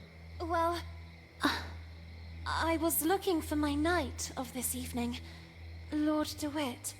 That scoundrel DeWitt. He will certainly be in the VIP lounge. But, well, do you see this? Access is only permitted to holders of this pass, and I happen to be one of the few to have it. Do you want to know why, miss? I'm surprised you didn't get there on your own. Are you perhaps a little dumb? I'm a great seducer, among the most renowned in the country. I even bewitched Queen Victoria with my virile movements and dance. Oh, yes, I see. What? Don't you believe me? Perhaps you wish a demonstration. Let's see if you can keep up. Get in position, miss.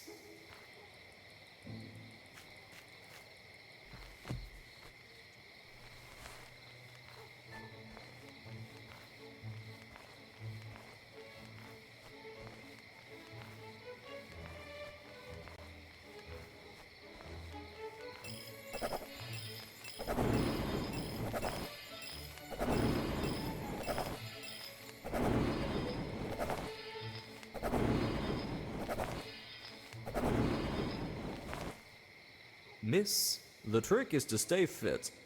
I don't drink that concoction of punch that others ingest. I always dilute everything with juice filled with vitamin C. And a nice slice of lemon. Now, go get me something to drink. Unless you want me to humiliate you for the umpteenth time. Oh, darn. That VIP lounge pass. There must be a way to get hold of it.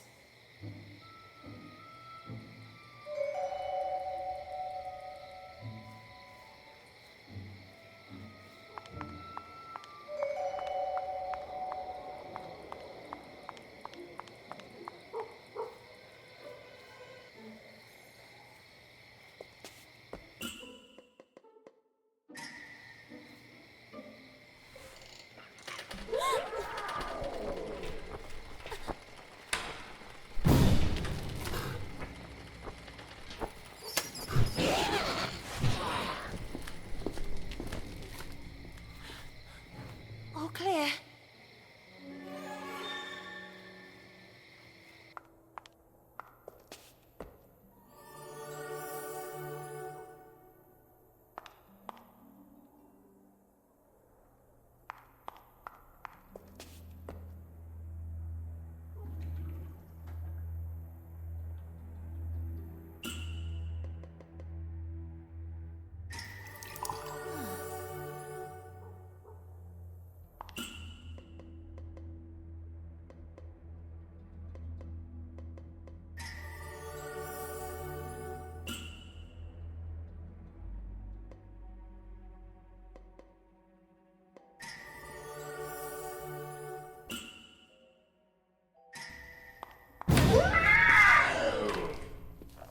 Miss Fisherin, please excuse me. You must forgive me. I must have gotten lost and... My science test assignment. The little girl seemed to really hear for the first time the voice of the gruff Miss Fisherin. I worked on it all night at the library. The next day, the others hid it from me out of spite. Professor Sullivan didn't believe me. And all these years, I really believed that I wouldn't be capable of succeeding. Maybe it was for the best. Maybe I wouldn't have been up to it. I could never accept yet another failure. Indeed you were up to it, and more. Your test was correct. For all these years, I chose to identify with what others saw of me. I preferred to believe myself inadequate, rather than accept the risk of another failure. Don't make the same mistake as I, Lana. Don't be what others expect of you, or how others describe you. You are authentic when you are the faithful reflection of your own desires. And so it was, in fact, that for the first time the little girl saw Miss Fisherin as she really was, like Nora Fisherin, and no longer like the furious creature that lived in the gloomy attic of Bunny Hall. Thanks, Lana. Thank you very much. What she had seen made her think, and the little girl's thoughts drifted to the sweet Amanda. And perhaps, just like for Miss Fisherin, the last word had not yet been written.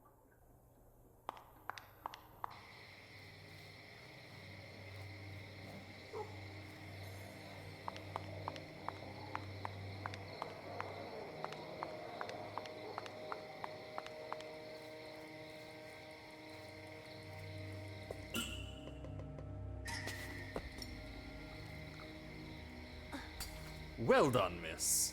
I really needed that. I have never felt so strong. I'm charged like a lion.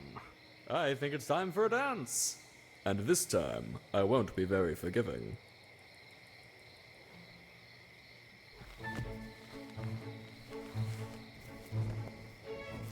Charged. Like... A lion, you said?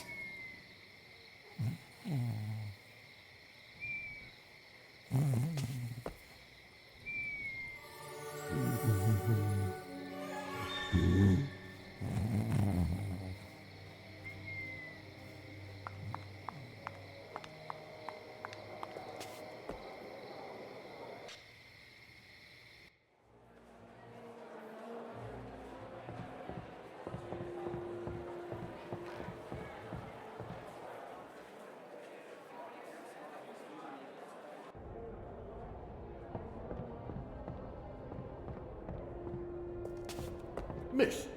Yes, talking to you I am. Where to go, you believe? Here, take it.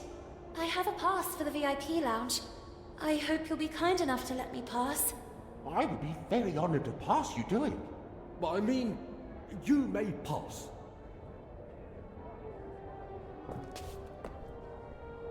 Lana?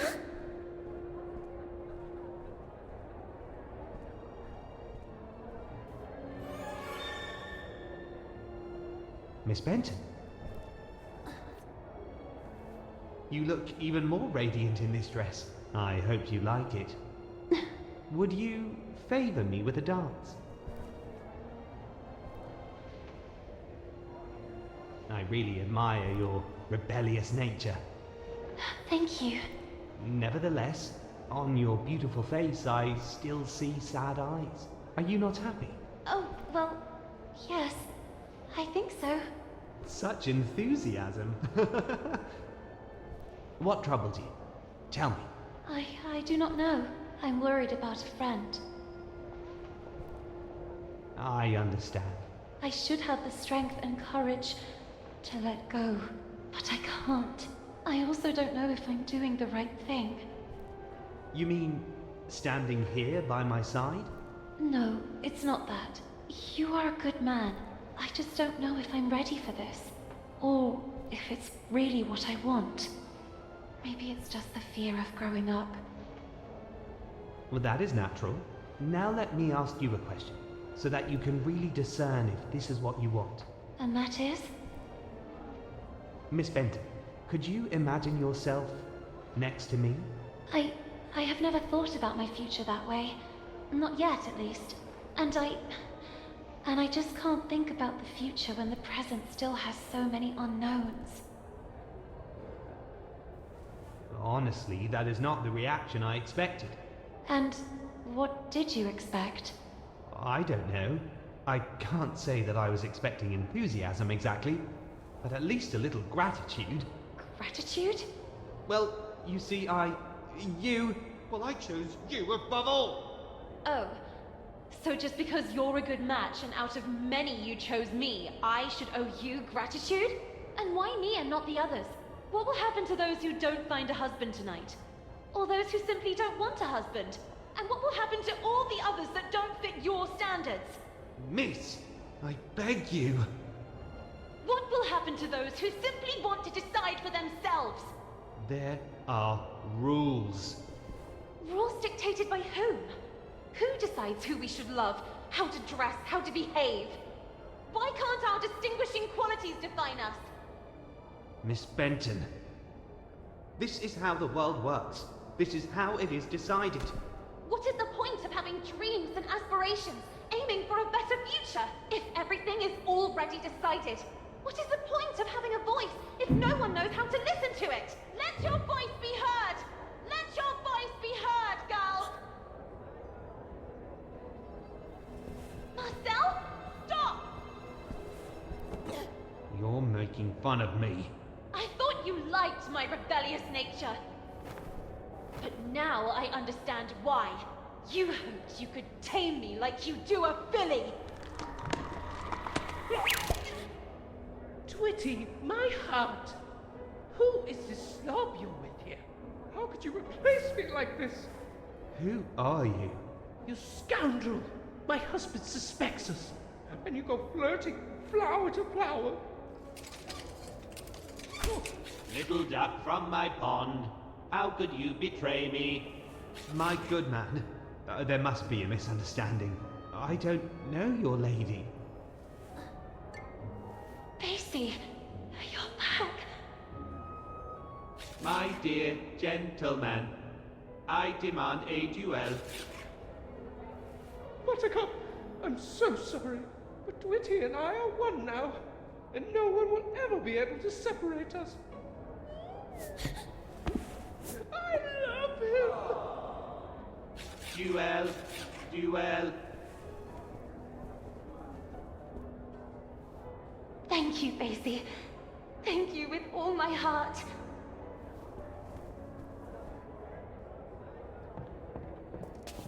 Stop, Marcel! Enough with the running away! I know everything now! Where's Carole? What did you do to her? The little girl couldn't believe her eyes. You're a girl. I'm just Marcel. What happened to Carole? That's what I'm trying to understand too. But the other day, what were you doing near the theater in the basement of Bunny Hall? I saw you. I was stalking a shady figure. There was a nauseating stench down there. They were throwing things into the fire.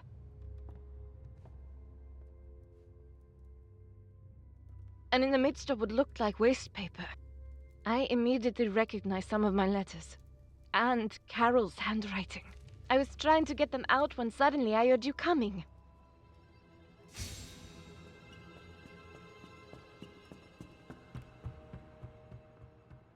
But then you two... how?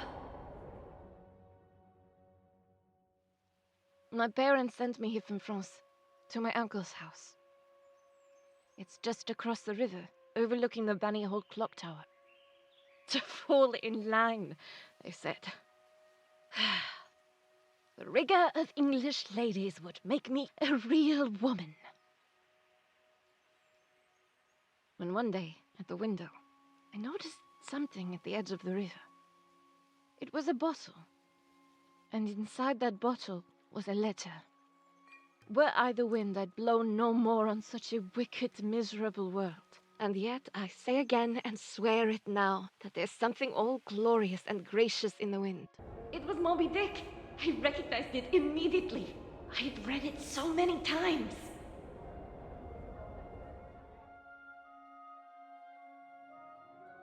So I decided I would find out who the traitor was.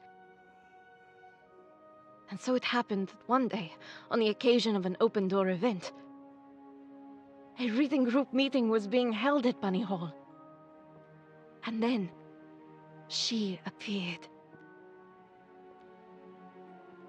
Were I the wind, I'd blow no more on such a wicked, miserable world. And yet, I say again, and swear it now, that there's something all glorious and gracious in the wind. It was her. It was Carole.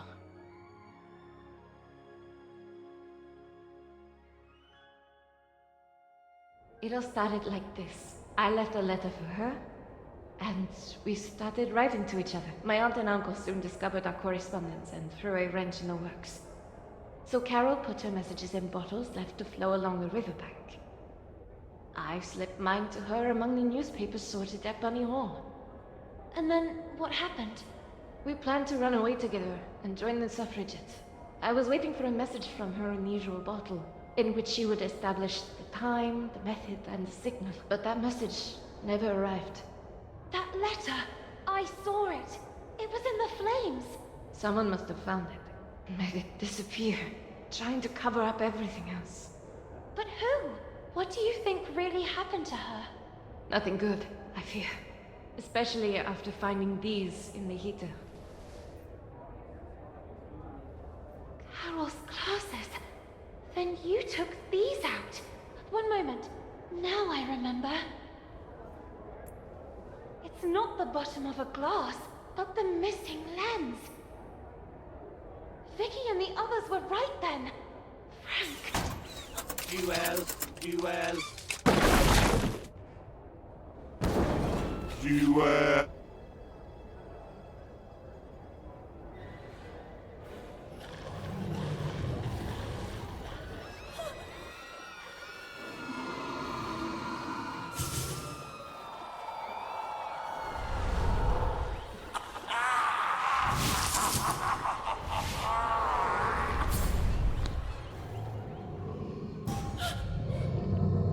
Tower! What tower? We'll catch up there! Go!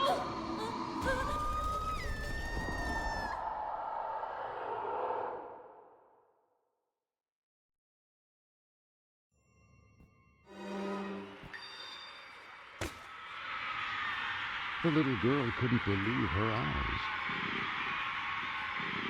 Bunny Hall was in a frenzy. And Frank, he had always been behind all this.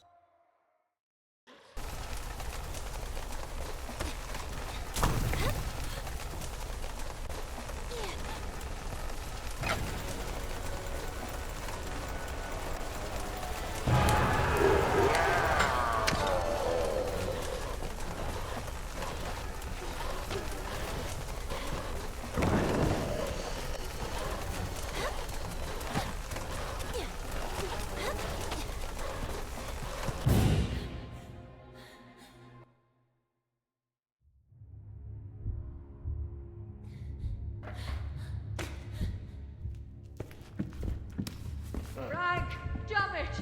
What did you do? Stop! You wouldn't dare!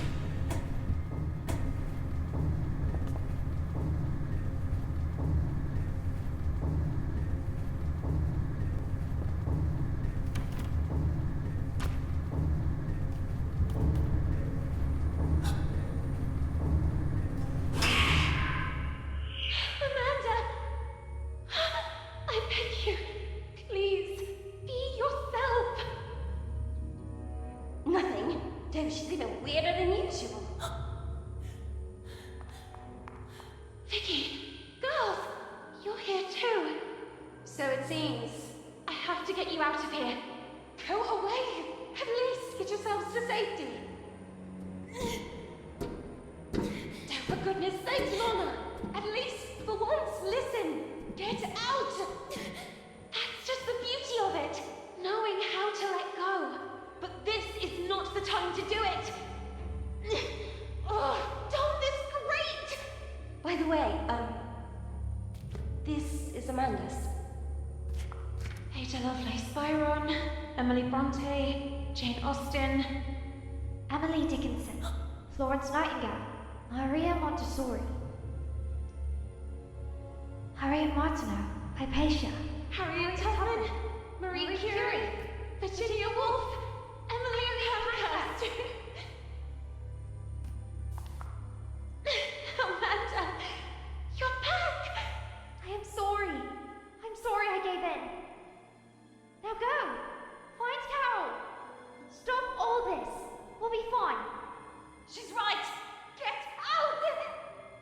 But... Lana, I won't forget. Now go!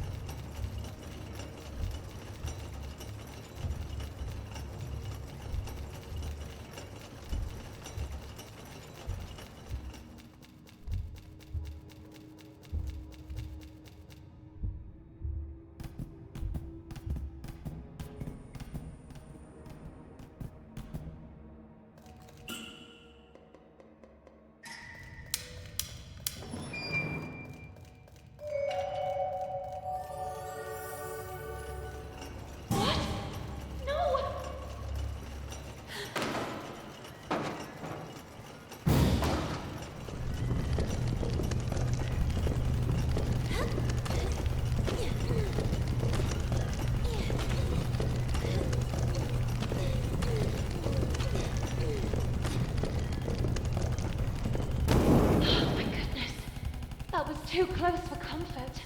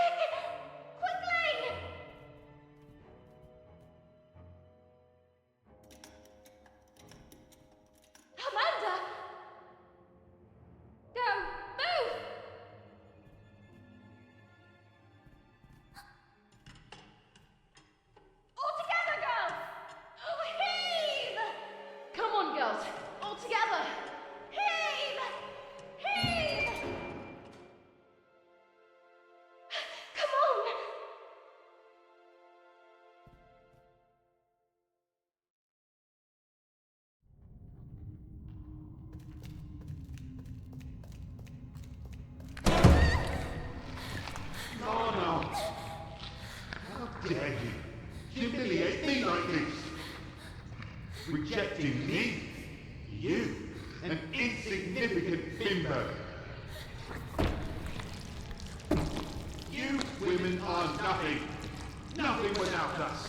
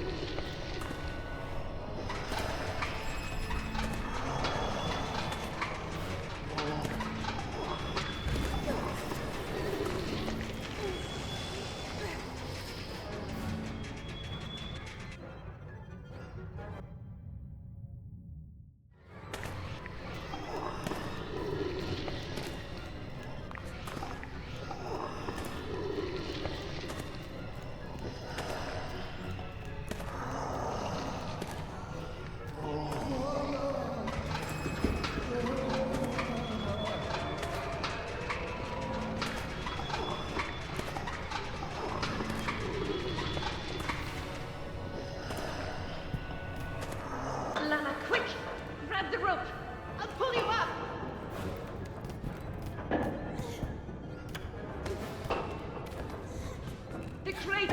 Move that crate!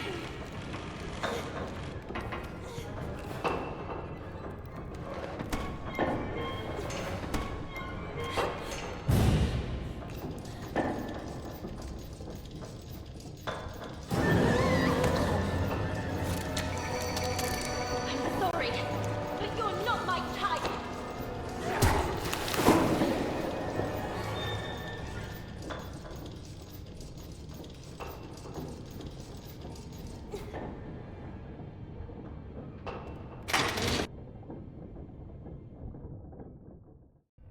Lana!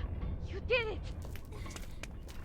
Miss Benton, are you okay? I never should have pushed you into the arms of that creep DeWitt. In that moment, Frank, the Rust Man, suddenly appeared from the shadows. Frank? What happened to Carole? What did you do to her? Frank? Are you the one responsible for all this? We even have proof. Carole's glasses. Her letters! Wasn't everything destroyed? It's over. It's time to take off the mask. That night, it was you that pushed her. Who are you talking about? Now I remember. He was stalking a suspicious figure. I saw them throw things into the stove. That nauseating stench. Your older crew. You! It was you! What? That vague and disinterested attitude of yours. I've been keeping an eye on you, you know. Why did you venture into the park late at night? Having wanted to suspend the work all this time, since that very night. What were you hoping to find? Stop, now! The things didn't go well for you. And it was me who recovered the lens from Miss Carole's glasses.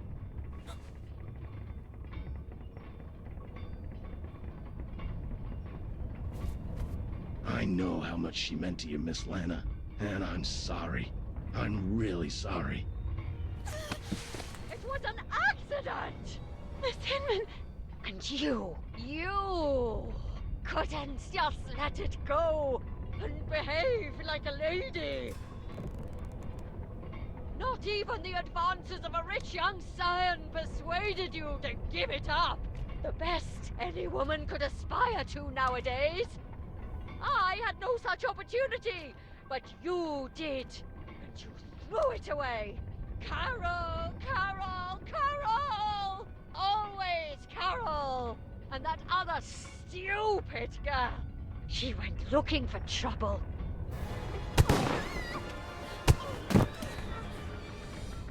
Amanda!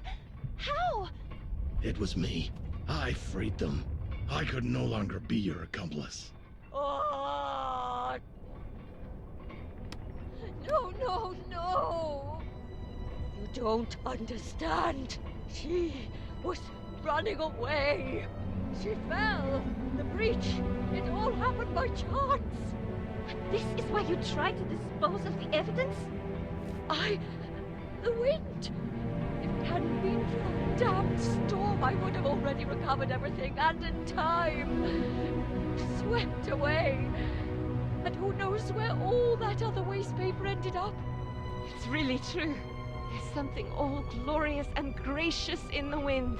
You have to understand me. If the matter had come to light, goodbye to the corporate collective. Goodbye to all this. All this? Do you really believe that all this is what we really want? Reduced to slaughter animals? Locked in cages?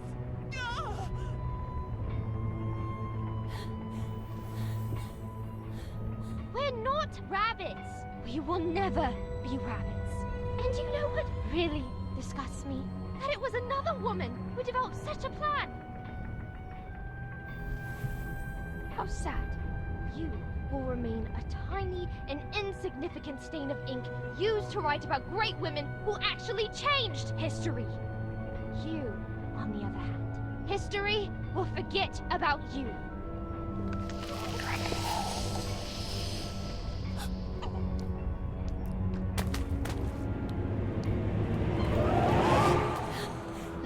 No! And Carole? It's over, Lana. No! How could it be over? Carole! Lana, Carole is no longer here. No! No! No! There's nothing we can do, Lana. Be strong. You have to let her go. No!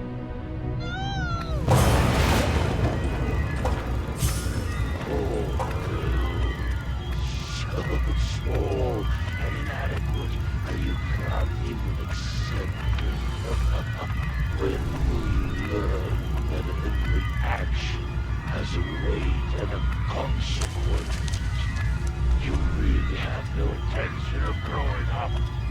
You don't accept that time passes inexorably. You continue clinging to the past like a parasite. So that's what you want. Backwards. Sweet French, I am writing this letter in the hope that you will receive it. I have decided to leave this place, once and for all. Here at Bunny Hall, I won't be able to have the future I want. My fate is already sealed. Tonight, precisely 5 minutes from midnight, I will fly a kite in the sky. Look at the clock tower, and you'll see it soaring there. This will be my signal to you that I'm ready to leave this place behind, forever. I've studied Frank's movements. The disinfestation work starts 5 minutes before midnight. 5. Frank detonates a first explosion north of the park, just beyond the gate. 4. This time, there'll be 2 explosions, one in the east and one in the west at the same time. 3. Finally, one to the south on the far side of the park.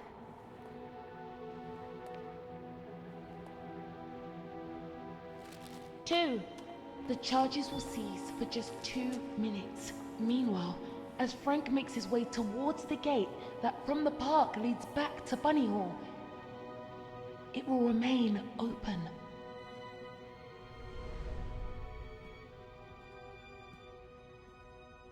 "2 minutes from midnight. Just enough time to get through the gate and go all the way to the south side of the park. And finally away forever from Bunny Hall.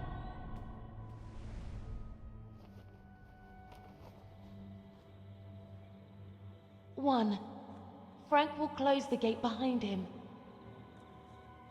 That will be the point of no return. Carole! What do you think you're doing, miss? No! Please! What is all this nonsense? Sweet French! That letter! How? You couldn't really be planning to run away like that. I've already arranged your transfer. I gave my word. I beg you! You are grounded, young lady. And thank the heavens that I figured all this out just in time. Enough now. Come back immediately. I won't say it twice. I beg you. Let me go. You are a disgrace. No!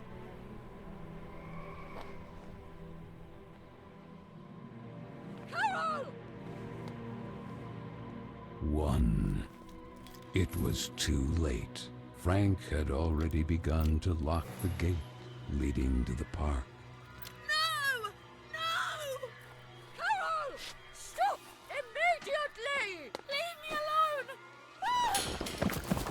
Damn you, Carole! That's dangerous! Come back immediately!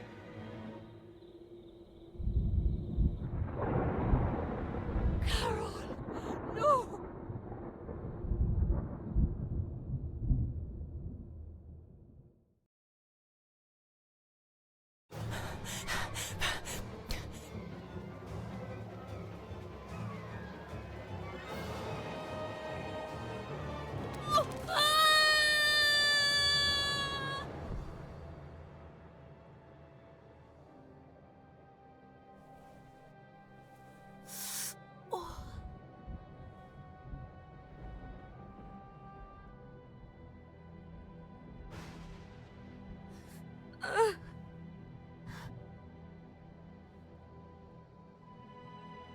Hey.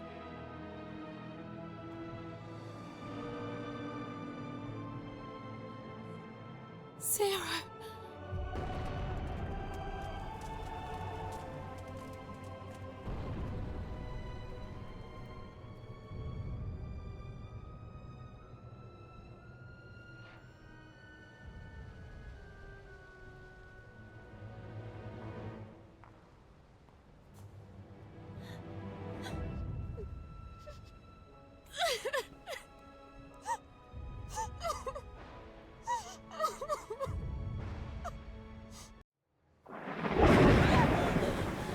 Poor girl.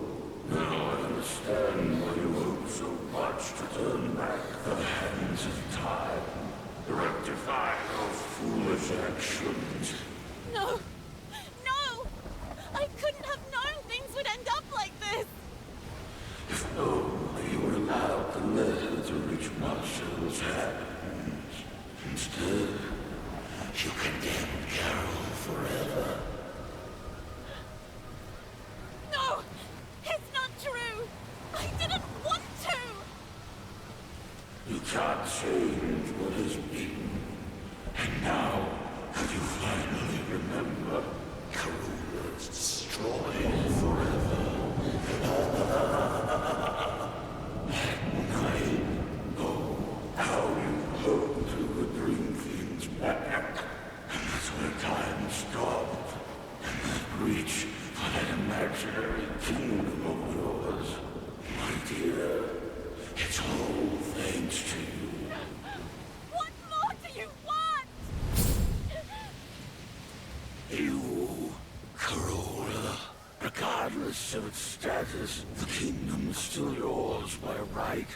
Grant me Corolla legitimately, and I will give you the gift you desire most of all. And what would that be? That all of this never happened. I can wipe it out forever. Bringing things back. Isn't that what you wanted? And take you back to those forgotten, happy days. I will grant you your mother for all eternity. Now be quick.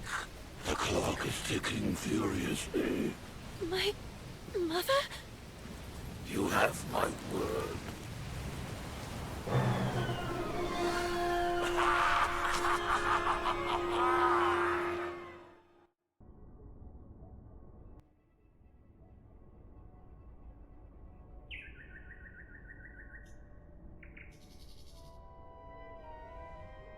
The little girl came too. The place immediately seemed familiar to her, and she began to look around. Yet her memories before that were hazy, so much so that she couldn't explain how she got there.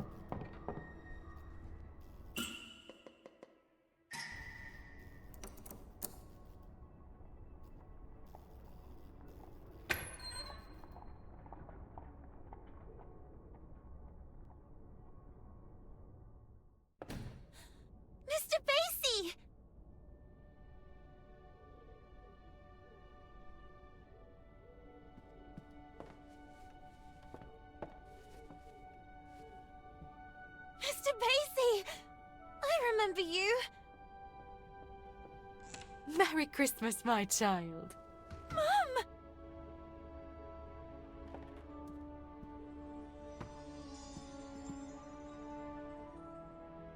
I knew you would remember him.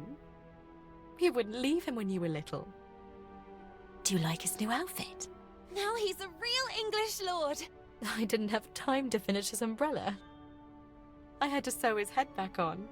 Last time you almost tore him to pieces. But he's magical, so he came out almost unscathed.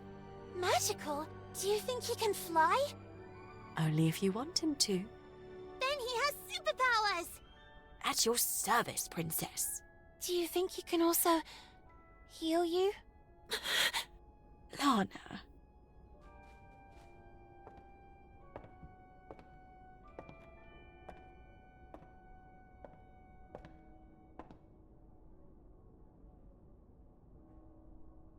Whatever happens, never keep clinging to the past, trying in vain to change it. People move and places change, and that will be the day you'll really know who you are. And you will learn to accept that time passes, that things change, and know how to let go.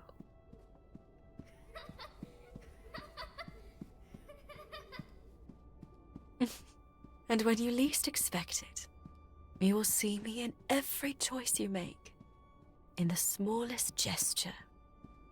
Even if the sails aren't hoisted, it doesn't mean the wind isn't already blowing.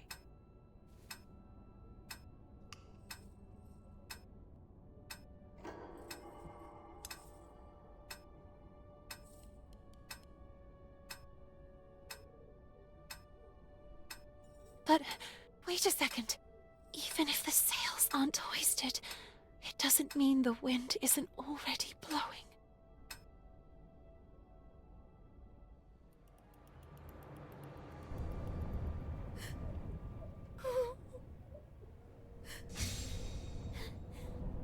Let me go! Miss Benton, you must come with us. No, please! Mom! The umbrella is not finished yet! Miss, it's too late, and you should accept it. Your mother is no longer here. You have to let her go.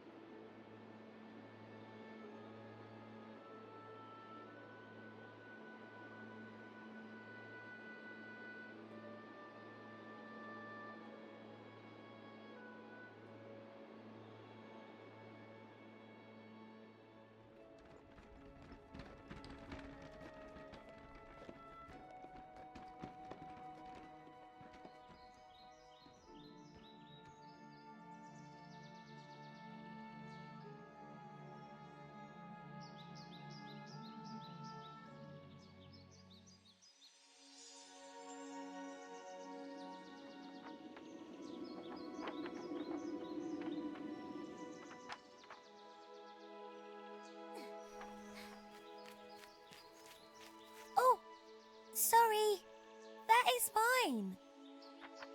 Hey, you're new, right? I'm Carole. Lana. I know, I get it. It's hard at first, but in time, things will get better. You'll see. Moreover, have you ever seen an estate with an enchanted park? Enchanted? Oh, yes, Corolla. It's full of trees, roses, and cute rabbits. Come on, then. Follow me. I'll show you.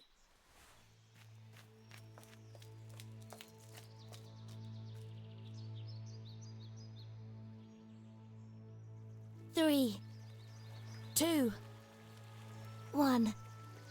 0. Isn't it beautiful? Yes.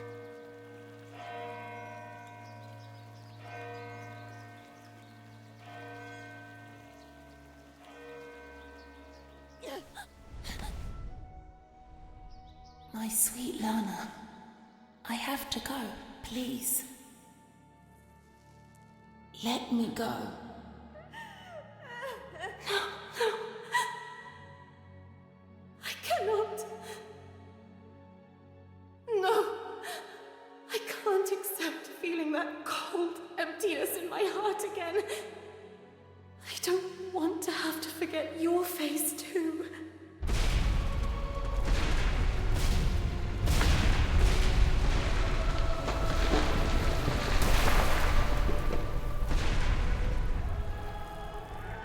It's over. All is lost.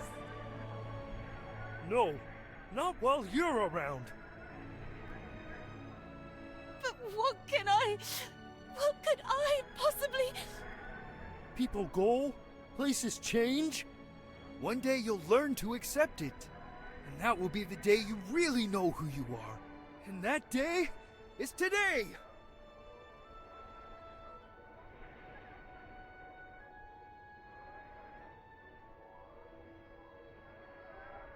Maybe time never stopped completely.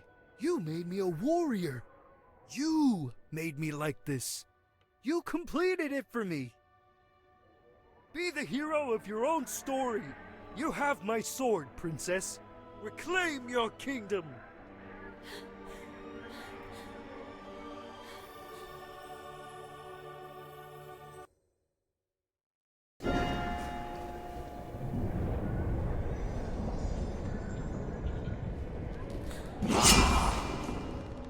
We had a deal. Well said. We had. I was wrong to allow you to corrupt the memories of a kingdom that I myself created, and in which I took refuge, as if in an eggshell, unable to accept my actions, or that time passes whether you wanted to or not. But you missed a detail, Mr. Keen. That would be... Like Corolla, you too are a figment of my imagination!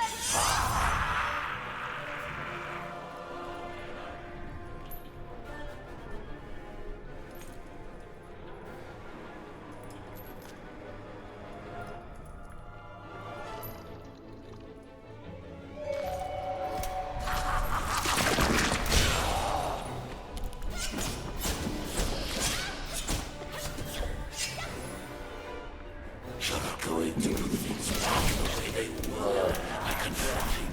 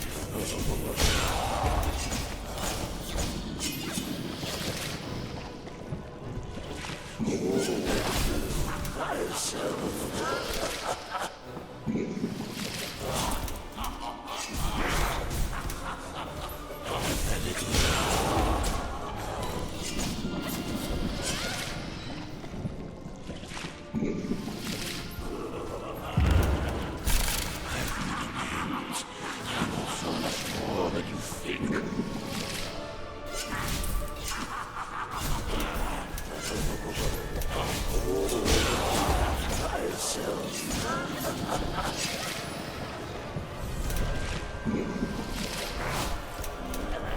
There was no point in stopping time. It can't change.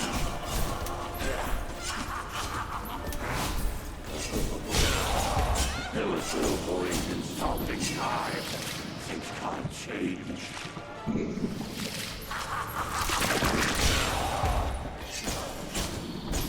Going to put things back the way they were by confronting me.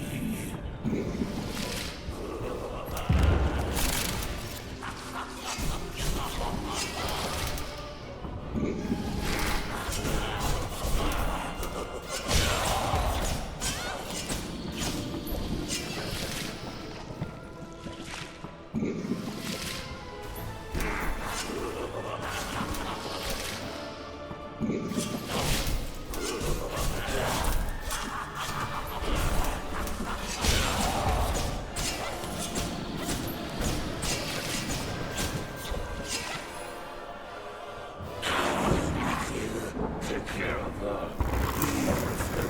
Really, the Lana tried. I know you won't disappoint me.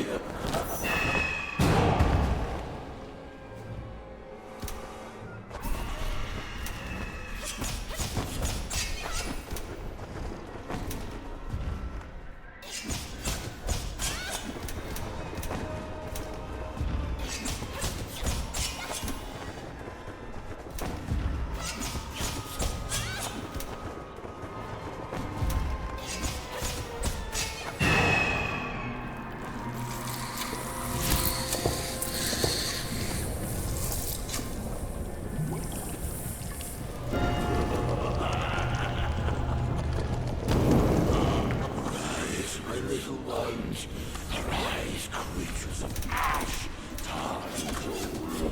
Destroy her. Show her what you can do.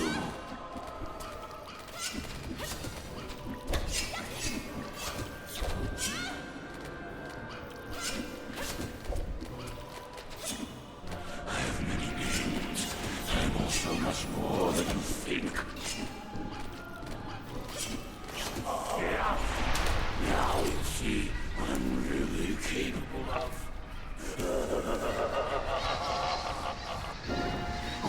You really be able to let go of the Sweet Carole this time.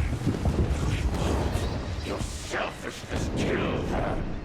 You didn't do it before. Why would you now? And yet she was ready to leave you.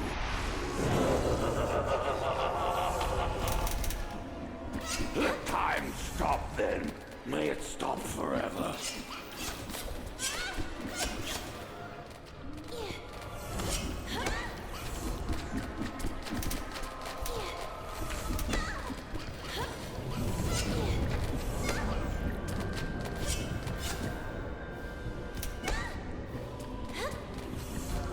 Is that all you can do?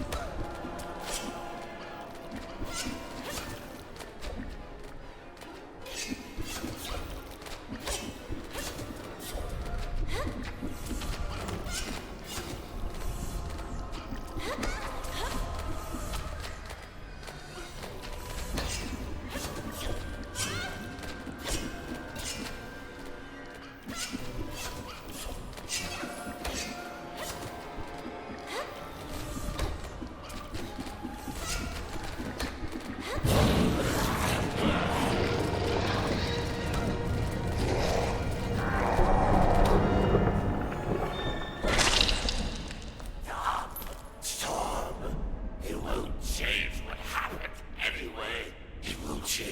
what happened to Carole. I've given you a once-in-a-lifetime opportunity to reunite with your mother. My mother is and will always be part of my past, and I will continue to keep her vividly in my memories for the rest of my life. But I will never be left behind again. No!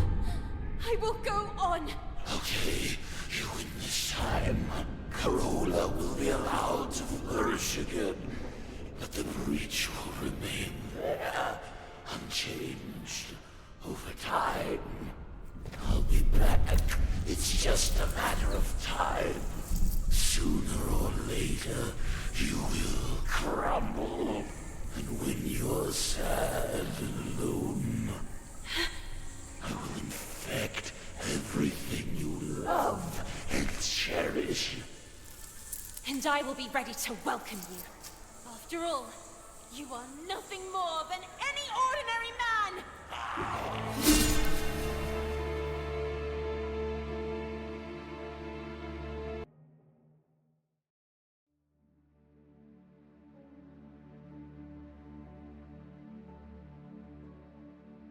Why do I feel like I'm reliving a moment I've already lived?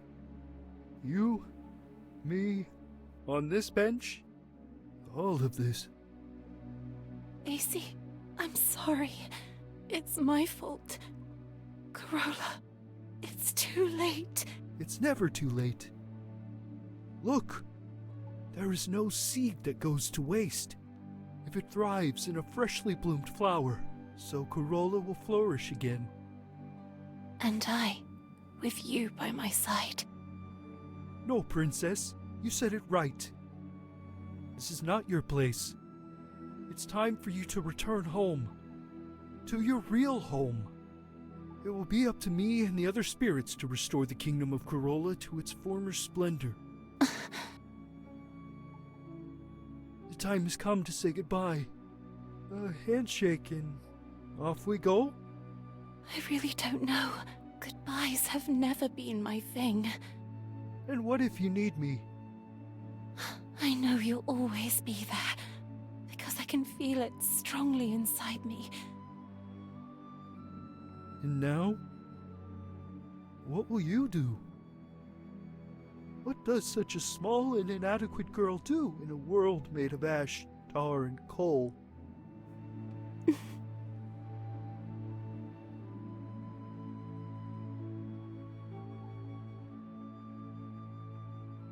She'll grow, she'll live, and she'll make her voice heard loudly. I leave to you, my shining soldier, the task of rebuilding Corolla. Lord Basie, Prince of Corolla. Me? A prince? Thanks, my friend. Thank you for everything.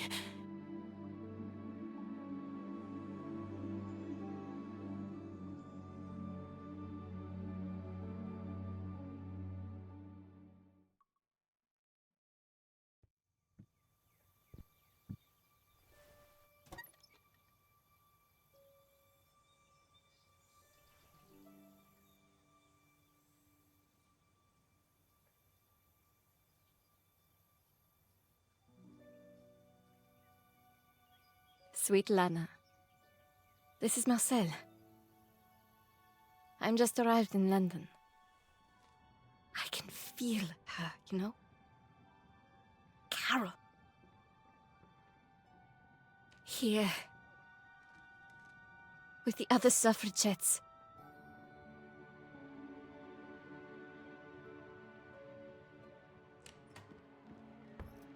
Ready?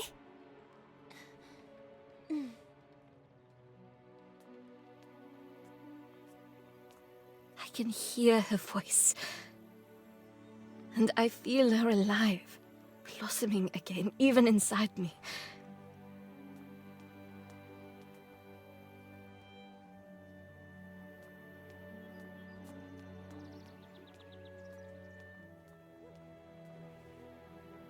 It really is true.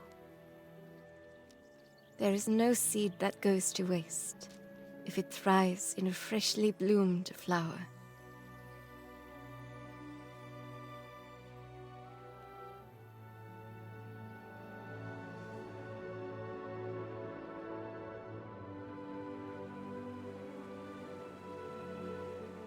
Hope to see you and Amanda again. And that you may soon join me in London. It's true that here on the streets, when the wind picks up, it's frigidly cold.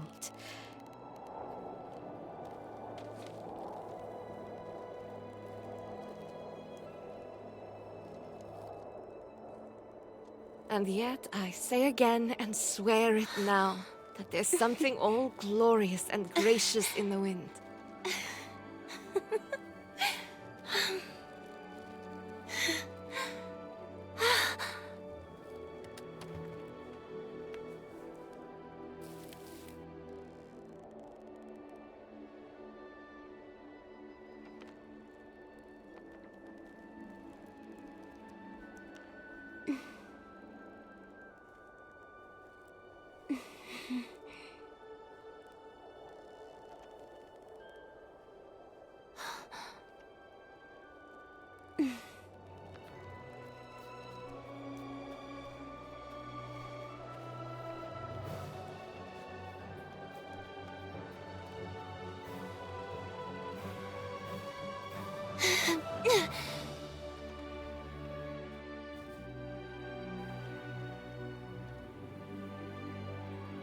After all, what did Carole always say? When things don't go the way we want, try to see them from another perspective.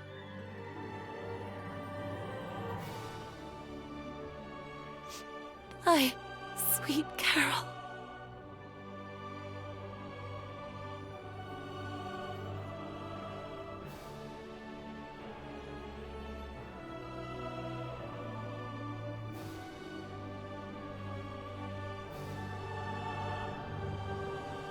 It all starts and ends with a girl, too small and inadequate for that world of ash, tar, and coal where she was born. After all, in a world furiously ticking away like a crazed clock, what can a little girl do? All by herself.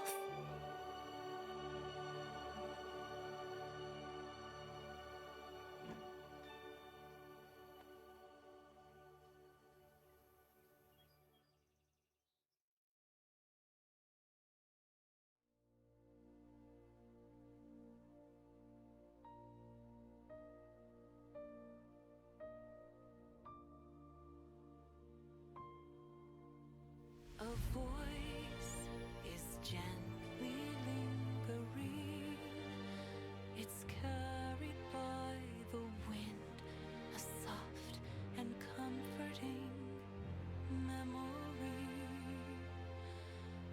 I will make a loving promise that I will carry on and brave these storms. Tell me where this river flows. My heart is beating faster. I will find my way on. Let your voice be heard now from the highest mountain.